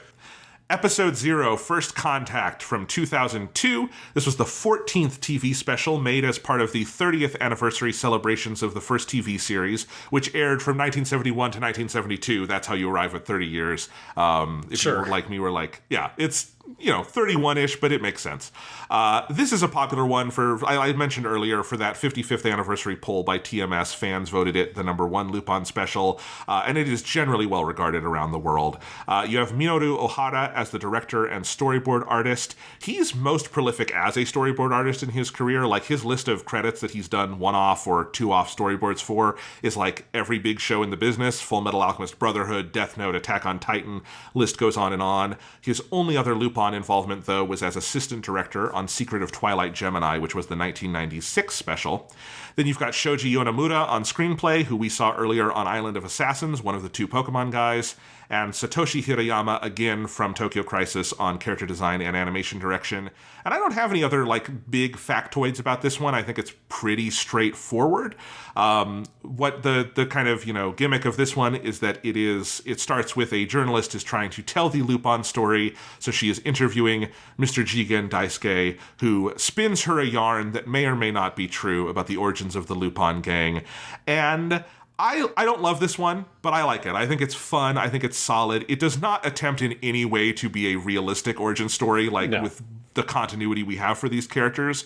But I don't think you could do that, really. And so I think it focuses on, let's just tell a yarn with versions of these characters who haven't met before. Generally, it's pretty successful as that. I don't think it's anything revolutionary. And we'll talk about the animation, which, again, not unique to Lupin the Third, but is something that happened in the early 2000s. It's okay. I don't feel like I have a ton to say about it. Yeah, I think I enjoyed it. I think I liked that it had a kind of back to basics quality, right? It was something just so nice about having a plot that is about Fujiko, like, trying to trick Lupin and all that kind of stuff. It's like, man, It's been so long since we had that kind of plot structure for Lupin, because it's and maybe we had some TV specials that did that we just skipped over, but it just feels like it's been so long since we had where it's about this cast of characters, it's about their dynamics and their interactions. It's about a big heist that involves them trying to steal something from, like, a different criminal, and, like, the ins and outs of all that works. Like, it just gets all those basics, and I enjoyed that a lot. And I think it's, like, just very solidly put together. But it's also not, like, the most remarkable Lupin thing in the world. It's, like, a good time. It feels like it's there for kind of fan service reasons, but it pulls that off well. And then, unfortunately, it has aged excessively poorly, though, because of the specific time in which it was made. It is, I looked it up, this is the second thing they had done with digital animation. The first Lupin the Third digital animation project was the 2001 special Alcatraz Connection. So this is like, right at that transition into digital anime, and it is... I wish they had waited a little longer before they made that shift for Lupin. Especially because Lupin really, so much of its legacy is making such excellent use of your traditional classic animation. So many of its roots go back to that really old school animation styles. Again, like the Disney Looney Tunes type influence you get from early anime. But then also all of its cinematic and filmic reference points are all big 60s, 70s crime thrillers and stuff like that also are, so ingrained with that kind of aesthetic and the film grain and all that kind of stuff. Losing that and having this sort of awkward early transition period where it's not really getting any benefit from the digital animation stuff. It's just getting all the drawbacks, but it's also losing all the things that it had from its earlier aesthetics. It's a pretty harsh swing going from the other three things we watched, which look really fucking good. Even if you don't love the style of Walther P38/Island Assassins, the technical quality of it is fucking immaculate. Going from that to this is pretty hard shift. Yeah, I mean, there are not many anime franchises that I think you could say have as high a quality level as Lupin generally does. I think that's been one of the most surprising things for us in this podcast season, is just how consistently the animation is pretty fucking amazing and ahead of the curve. And it is just this... But again, this happened to everything. It is this immediate, retreat in quality where... And I still have not fully wrapped my head around what fully caused this. There's the obvious things that it is digital compositing and capture in standard definition, which means that it can never be up-resed. So I have the Blu-ray of both this and Tokyo Crisis, and one night I watched Tokyo Crisis, which is mastered from filmic elements and is a 10 out of 10 Blu-ray, looks gorgeous, you've got a print of the movie in your home, beautiful, lovely stuff. And then the Blu-ray of Episode 0 is just an upconverted, because there's nothing else they can do. It is a standard definition master, it does not exist, there's nothing that can be done to make it look better. It is that Blu-ray is the best possible technical presentation that you could have of it, but there's not much more you can do with it. So it's got jagged edges, and it's got aliasing, and it's got compression artifacts that are baked in that are not the fault of the Blu-ray. And then, on top of that, just the animation is much simpler. There are scenes where the characters are very static in ways they never would be before. The backgrounds, I think, are a nicer element of the movie than other parts, but they're still much, much, much, much, much simpler than they would be even a couple years earlier in Tokyo Crisis. And it's just, this is true of Turn A Gundam and Gundam Seed are subsequent juxtaposed Gundam shows. And Turn A Gundam is the dream of world masterpiece theater fully realized. This beautiful 35 millimeter filmic movie quality production for a 50-episode TV show. And then Gundam Seed, while also a very good show, its aesthetics are so severely limited. And this is I think this is a very similar experience to that, and I have seen even worse pieces of standard def animation. I've seen better ones, but it is just because you're right. I think Lupin has a certain general level of quality or aspiration that just whatever was the set of things that limited anime in this period, boy, it lands hard. And it actually, for me, contextualizes a little bit some of the choices that are made in The Woman Called Fujiko Mine, which goes for this heavy handcraft style where everything is visible pencil lines and very in line with stuff like Miyazaki was doing or G Reco and stuff like that in that period to I think as a clapback to this makes sense. And a lot of later Lupin stuff takes its aesthetic cues from that show, I think for good reason, because it kind of cracks how to do this in digital anime. Yeah, I mean, because that's the thought I had, because I haven't, watched The Woman Called Mine Fujiko, but I have seen, some of the clips. I know what that show looks like. I've seen clips of some of, the more recent, part 4, 5, 6, that stuff. And that stuff looks really good from the pieces I've seen, because it is, because it's at the point where okay, there are things that are lost because with this transition to digital animation, but there are so many things we can do with it we couldn't do before. Let's lean into that and learn and find ways to create an aesthetic that works for the Lupin material with the tools we have digitally. And this episode Zero First Contact, well, it's certainly not the worst looking piece of animation I've seen from the early 2000s. And it is still a TV special, although you wouldn't always know it from some of like the smaller scenes. There are like cuts in this that look fucking great. Like, don't get me wrong, there are really great animators that worked on this. It's just the overall average level of quality is so much lower, and the kind of the scenes that are the kind of whatever scenes look so bad, whereas like the whatever scenes in another Lupin thing or the other TV specials look fine, or they can still look really fucking good, and there's a lot of character acting that is going on with the animation stuff. A lot of that is lost here.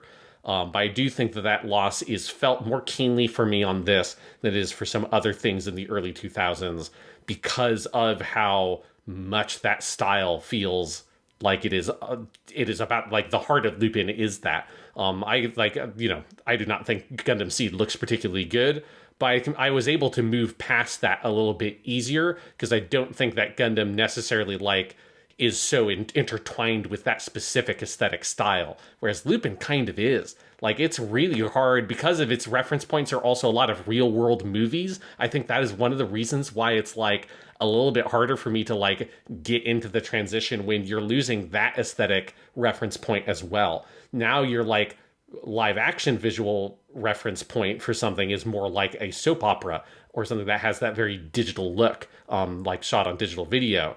And that is just not the aesthetic of Lupin at all. So it's pretty brutal, a transition. It'll be interesting when we get into the next season of Japanimation Station, which we've already said is KyoAni stuff, and that picks up like in terms of a timeline of anime right at this point, because we're picking up at like 2003, 2005, and we'll see. I haven't actually seen some of those really early, or like the specific shows we're watching for that we're starting with, I haven't seen. It'll be interesting to see and like contrast it with this, because it was like, man, when I started watching this thing, I hadn't even really processed. That was the other thing. I had not processed that, oh, wait, this is 2002. We're going to be a digital animation. And as soon as I started watching it, it was like when you were used to playing a game at 60 frames per second and all of a sudden you put the 30 frames per second switch on. It's like your brain breaks. You're like, is this even working properly? Like, it's so much worse. It was pretty hard to get into. Yeah, I mean, this is like a key idea in chapter 1 of my dissertation that I'm writing, is that, you know, we have what I call this kind of return to handcraft, where anime, particularly in the 2010s, but a little bit in the late 2000s, has this marked like shift to like away from angularity towards rounder shapes, having more pencil lines visible, having rougher lines, bringing in more things that like are signs of the hand in the animation.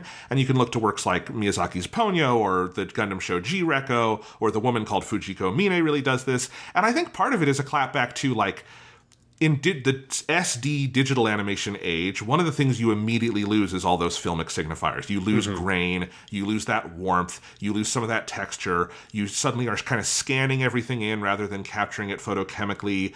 You're often not using anything like cells anymore. So there's just a lot of things that where physicality would come into the image are now gone, and the image can feel very cold because of that and very sterile. And I think some of those things you're never going to get back exactly, right? Because we're not capturing on film anymore. You could put a grain layer on. That works sometimes in anime. Sometimes it's very bad. So, like, what are other things we can do to bring that tactility back? And Lupin actually is a really good example of this, because Woman Called Fujiko Mine comes to this conclusion of, like, let's make it look like a manga come to life. And let's have no ink. It's all pencils.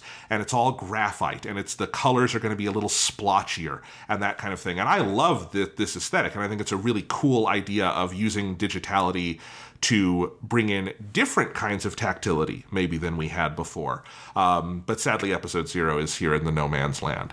And the thing is, I think other than that, I think this movie captures the part 2 energy really well. I think that's something that is fun about this.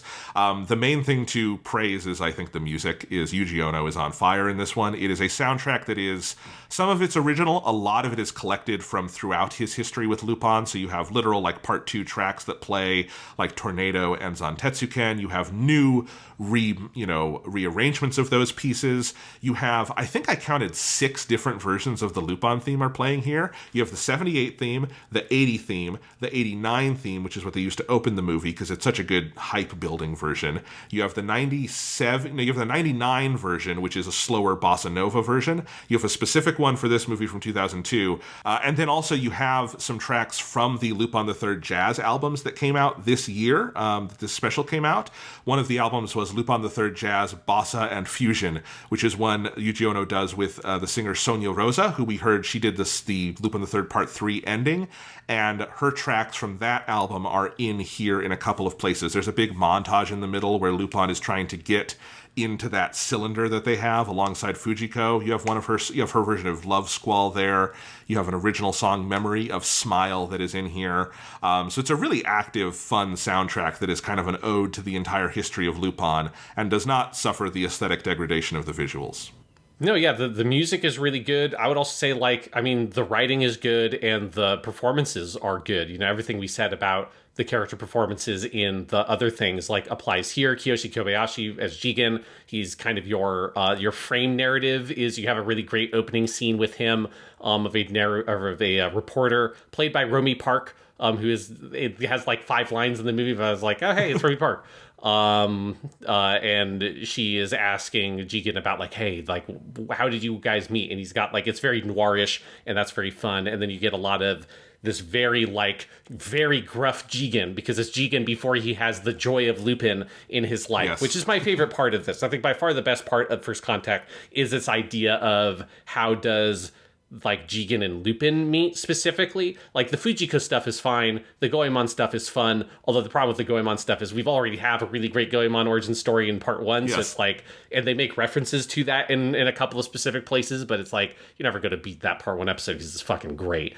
But Kiyoshi Kobayashi's performance of this Jigen who is so dour, and it's kind of a bummer seeing him because it's how much fun, the last thing I had seen of Jigen was at the end of Tokyo Crisis when he is cackling like a madman on a pile of gold coins because Goemon is won the jackpot.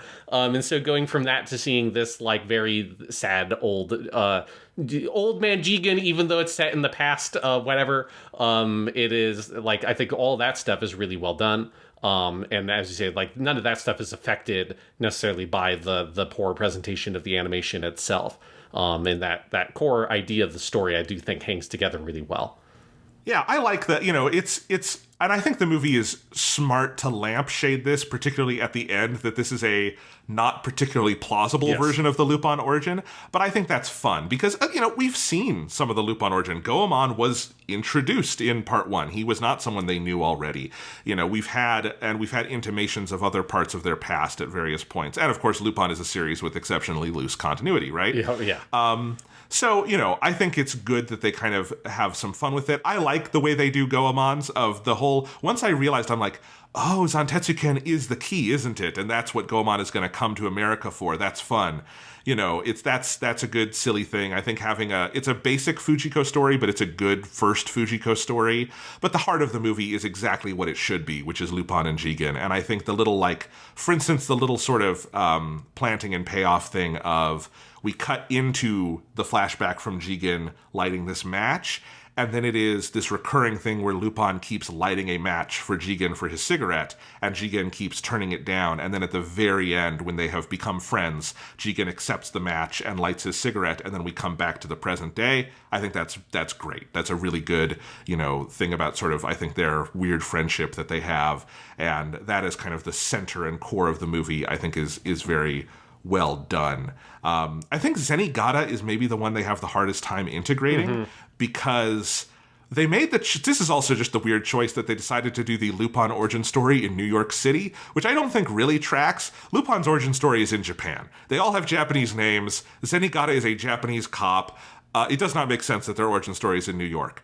And I think the one they have the hardest integrating is just, and I think they have fun with it. I like the Zenigata side. There's some good jokes. I like the George McFly character, yes, who is voiced by Ichiro Nagai, who is a veteran voice actor who has actually, he's never been a major character, but he's been in Lupin things since part 1, which I think is part of why they cast him. And he's a fun foil for Zenigata. It just, I think, like, I kind of like the idea that he hears about Lupin from the Wanted poster and then kind of gets obsessed, and he's kind of the only guy on the force who has a good sense of who this guy is.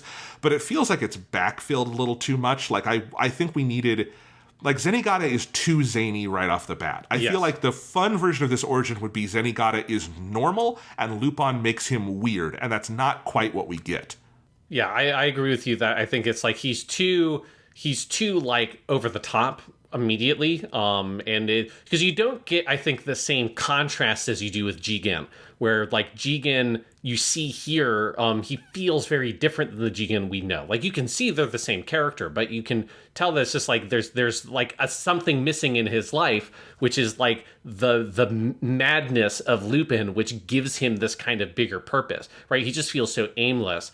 And I kind of wish that there was something like that for Zenigata, whereas here, he is like as driven as he ever is. It's just that drive is not pointed at a specific criminal. And there's nothing particular about what Lupin does that feels like you kind of understand why it inspires this level of intensity from Zenigata, when it's like, yeah, he wasn't able to capture Lupin, but he couldn't capture Fujiko either. He couldn't capture Jigen either. Like, there's nothing that Lupin does that makes you sort of feel like, okay, this is why he has this sort of lifelong obsession. And yeah, it feels like a little bit like miscalibrated or something, or it's just something where it's maybe too much for one movie to handle, to try to do both, like the establishing the Lupin Jigen relationship and give the same level of attention, which you would need to do for Zenigata and Lupin.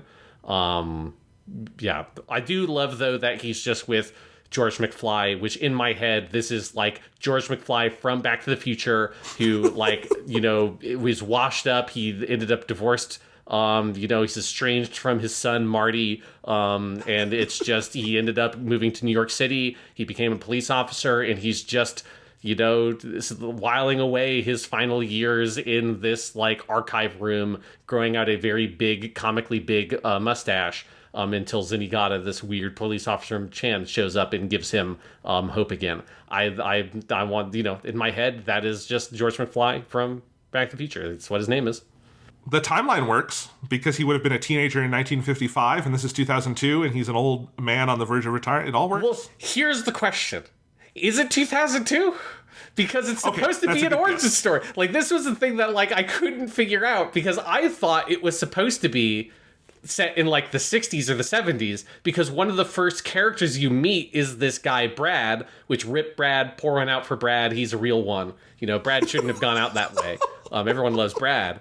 But Brad is dressed like a hippie. So I thought, they're going to have fun with that. But then you slowly realize, no, they're like, everyone's, you know, there's a shot in an office where everyone's on computers. They've got a guy who I do love named Shade, who just, this is the most early 2000s thing in this, other than the bad animation, because he just walked off the set of the fucking Matrix. He's in like a big long black rubber coat with like fucking black sunglasses on.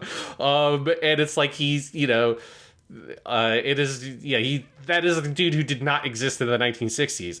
But then also their vision of New York City is very much like, you know, 70s crime thriller New York City, where around every corner is a drug deal and shit like that, which is not what New York City was like in 2002. So I can't chalk that up to, is that because it's supposed to be a period piece, or is that because, you know, whatever. I mean, I can't imagine they went to New York City to get reference for this movie or whatever, or for this TV special, this one TV special. So you know, and it does, none of this matters, to be clear. Like, I don't think this means it's good or bad or whatever. And obviously they contextualize all this at the end of that this was all bullshit. This is a story that Lupin told to a lady to try to have sex with her. That maybe some of it was true, that you get in the ending credits thing with them, like, robbing the Federal Reserve.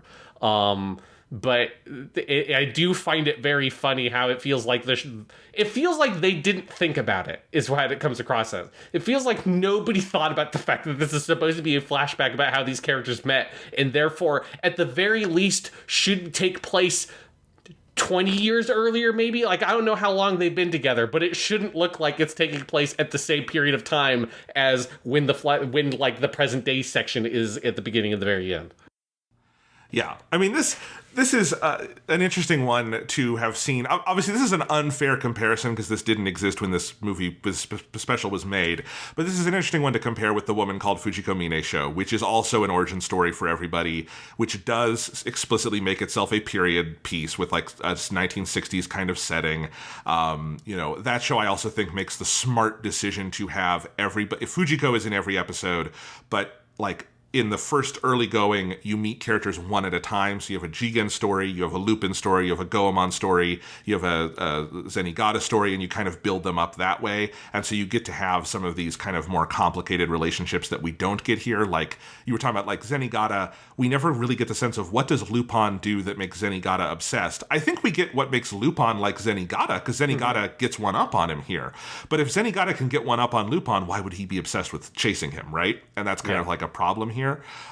This one suffers a little bit by that comparison, but of course that show is also like super different tonally and visually and everything. This is very much like a part 2 kind of throwback, and it is very fun on that level. Goemon doesn't come in until sort of the final act, but when he does, I think he has a lot of fun scenes. You have that little chase that he and he and Jigen have their duel, which is probably the best piece of animation in the whole special. It's a really good series of cuts, and then you have Lupin and Goemon chasing across the highway, and they do a callback to the thing from Goemon's premiere episode where Lupin lights him on fire, and then Goemon lights Lupin on fire in return, and all of that is good. So yeah, I don't know where I'm going with all of this. This inspires a lot of different thoughts. But yeah, if you think about it as an origin story too hard, it does break your brain, which is probably why it's right that at the end you find out that Lupin was bullshitting this woman, and the rest of the cast comes in and is like, Lupin, you're full of shit. And I thought that was a funny ending. Yeah, it is, but it's just like, Lupin really wasn't thinking very hard about his story, because he's like, yeah, well, it was my buddy Brad, who he was dressed like a hippie, he had like a kind of like a tie-dye vest and a bandana on, but then he was killed by the dastardly Shade, who, have you seen that movie, The Matrix, that came out a couple years ago? He looked like one of the guys from that movie. But anyways, they were all working for, have you seen The Godfather? Like, it's kind of that kind of like Italian mob guys. Anyways, yeah, that's sort of what it was like 5 weeks ago or whatever when all this happened because of like the modern computer technology. I've also got to say, Lupin, his dream of robbing the Federal Reserve, I think Lupin has higher dreams than that. That's too easy. I'm sorry. The fucking guys in Die Hard 3 robbed the Federal Reserve. Lupin's got to dream bigger. I did find that very funny that like that's his big dream, and I thought that would be like, oh well, that's going to be like the ending of the movie, not that it goes back to the frame narrative, but that's like, oh, that's the thing that all of them in the past, that's their first job that they pull together, and you'd get it as a montage. And I was like half right about that prediction, because you do get the montage, but it takes place in the present day, which is like, when is the present day supposed to have happened? Like, is this the same Lupin who, stole the fucking Statue of Liberty and put it in the Grand Canyon? Because he's done some shit that's way more wild. Like, is this the Lupin who, like, fought, like, had to deal with aliens that pulled up, like, the gold Tower of Babylon underneath Madison Square Garden, which was just took place over there? I mean, the frame narrative is also in New York City, obviously. So, canonically, this is the same place where the giant gold Tower of Babylon came lifting out of fucking Madison Square Garden and got dumped into the fucking Brooklyn River. It is so quaint, the idea that his big heist is, I'm going to steal some gold for the Federal Reserve. It's like, you did more wacky shit like that in fucking the first TV show, let alone everything that's happened since then. Oh yeah, absolutely. But it's not an actual problem. We are joking, to be clear. I think the interactions here, though, are very good. I like the character designs. They are very faithful to part 2, but I think some of them are a little more refined. I like Fujiko here a lot. It is part 2 Fujiko, but I think with a little more refinement, and I think she looks great. I like her interactions with Lupin a lot. I particularly like at the end of the movie when she betrays Lupin, and she's like, sorry, kid, I hate womanizers. And he's like, no, I swear you're the only one for me. And they play it like Lupin is completely serious, and he doesn't like get their dance yet. And Fujiko's like, bye, and she's not attracted. And Lupin is like, I wasn't lying, I swear. And I thought that was very funny, and Kenichi Kurita played that great. Yeah. I also think that this As far as I can remember, this is the only Lupin thing we've seen that implies that he and Fujiko slept together. It's true. Which it implies, which I like that idea. I like the idea of their meeting is like Fujiko treats Lupin here like she does any other mark she has, which is like you seduce them, you sleep with them, and then you get them to do 90% of whatever you want, and then you do the last 10% yourself and get away with the treasure. And she just treats Lupin like any other stooge she has. And then slowly kind of realizes, oh, there's a little bit something else to this guy, which obviously sets off their kind of eternal cat and mouse thing. But I like that this is the only time, and it's very loosely implied, to be clear. Like there's not some huge sex scene, but it's loosely implied that they actually sleep together. And I thought that was like an interesting choice because it's felt like a thing that very specifically Lupin stuff goes out of its way to make it clear that like they're not having sex. Like that is not the relationship they have. Because whenever Lupin tries to initiate that in the more horny Lupin shows we've watched, he always gets rejected very definitively. Yes, indeed. Yeah. No, and all the character interactions I think are a lot of fun. Again, particularly Lupin and Jigen, but everybody gets some good moments here. And I think you're right. I think this definitely feels after 90s Lupin like a throwback. Like, let's bring the original kind of like heist structure that everyone loved in part 2. Let's do that kind of thing again. Let's have those character designs. Let's have all that music. And I think as a back to basics thing, this does not reinvent the wheel. It does not aspire to reinvent the wheel. It is fun on its own merits. The thing that holds it back most is the visuals. But again, we've all seen anime from the early 2000s. This is not, the end of the world. Even if it is not the best flavor of Lupin because of that. I think this one's solid. I don't feel like this one gives us as much to talk about, and at this point we've had plenty of Lupin origin stories. In fact, I mean, just earlier this year there was the online series Lupin Zero that is about Lupin and Jigen as kids meeting, which I have not seen, but that has come out too. So there's plenty of Lupin origin stories. You can very much pick your own adventure with that. Yeah. There are a couple of other like early 2000s animation things I do want to specifically make fun of though, because it was it was a harsh moment. One is just like all the fonts are terrible, like the like opening title thing and all of that. Like if you look at the poster for the movie, it's the most ugly, garish early 2000s like fonts you could possibly put. Other than the classic Lupin font is there for the Lupin the third part, but the episode 0 and First Contact looks fucking awful. Well, and like the credits look like the Comic Sans equivalent of Japanese. Yeah. I don't know what you would call it, but that's what it looks like. Yeah, it's the most dated font. Like it was a thing that it made me realize, because, on the Weekly Stuff podcast, when we've done some 90s movie talks, we have talked about this, how like the 90s, particularly for like Hollywood movies, is a pretty dire era. Stylistically and like aesthetically, and it comes down to sometimes things like just like the fonts and the credits and how they do that are really ugly. And I think like the first half of the 2000s is that era for anime, where it's just like lots of small aesthetic choices feel like they're very off, and became dated. I mean, within half a decade, because it's not even, you can't even say that like this is what the like 2000s anime was like. It's very specifically, it's from about like 2001 to about 2005. And then after that, all this shit starts going away.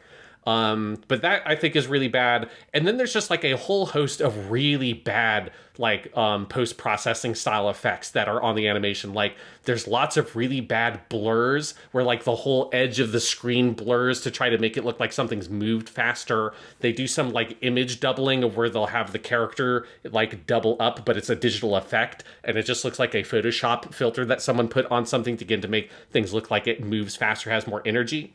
Or the thing that made me laugh really hard is there is a shot in like the subway. This is pretty early in the movie where the subway is like moving into the distance in the tunnel.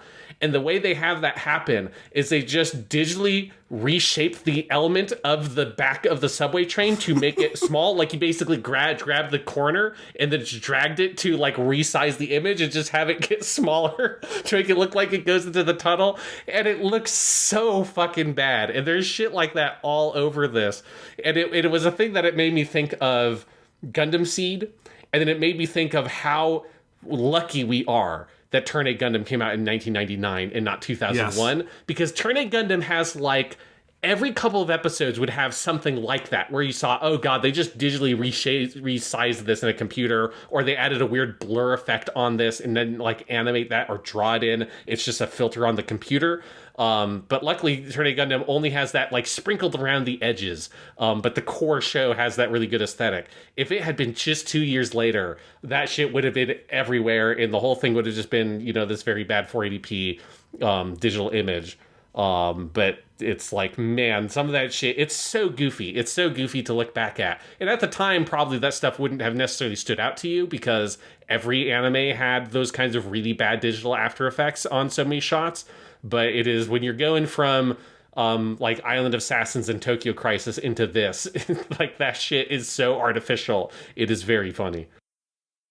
Yeah, I would agree with that. And, it is definitely, it's a little bit of a shock to the system. But, yeah, I'm glad this was a relatively short period in anime history. Let's just say that. Yeah, and I'm very interested in moving into our next season with this stuff to see like that very early KyoAni and like see how they deal with this style, because those are digital shows. It is a rough period where lots of people are trying to get used to new technology. There's a lot of like new companies coming up having to do 3D and digital compositing and stuff. And a lot of traditional animators who do not understand how that technology works yet. And as you've said multiple times, like, this is not the fault of this specific OVA. Lots of things have had these issues. Most anime from this period have this specific issue. But when you watch it back to back, like we did for this podcast, it's like, man, it really stands out a lot. Absolutely. So that's it for today, I think. Good, interesting, I think, batch of stuff. Again, like, none of these are the absolute sort of peaks of Lupin the Third, although I really, really did like Tokyo Crisis, and Dead or Alive is so weird and interesting. Yeah. But I think this was I liked this batch as like an academic exercise in talking about this era of Lupin. Yeah, it's a good sample because all four of these are very different. But they're all dealing with, I think, like trying to figure out how to fit Lupin into a period of time that is not a natural fit for this franchise. Yeah. And, for now, we're going to hit the pause button on Lupin the Third in anime. Hopefully we will do another, season at some point to pick up with all the new stuff. I'm very excited to do that. Yeah. But Sean, we do have one more episode left in season 3 of Japanimation Station. And we're going to talk about some Lupin the Third that's not an anime. Because in 1974, in between Lupin Part 1 and Part 2, Toho, I think it's Toho, did make a live-action Lupin the Third movie called Strange Psychokinetic Strategy. It was actually pretty popular. I've heard some good things about it. Discotek did put out a DVD of it that is super the fuck out of print, but you can find a good, rip of it online and get your subtitles and everything. And we're going to watch that, and we're going to see what the heck does Lupin the Third look like in live action. We're also going to do some other little fun bits and pieces, including wrapping up our overall thoughts on this whole Lupin experiment we've done. So you will not want to miss the season finale. I think we're going to have a blast. I'm extremely excited to see live action Lupin. I'm very excited for Strange Psychokinetic Strategy, even if it is anime janai.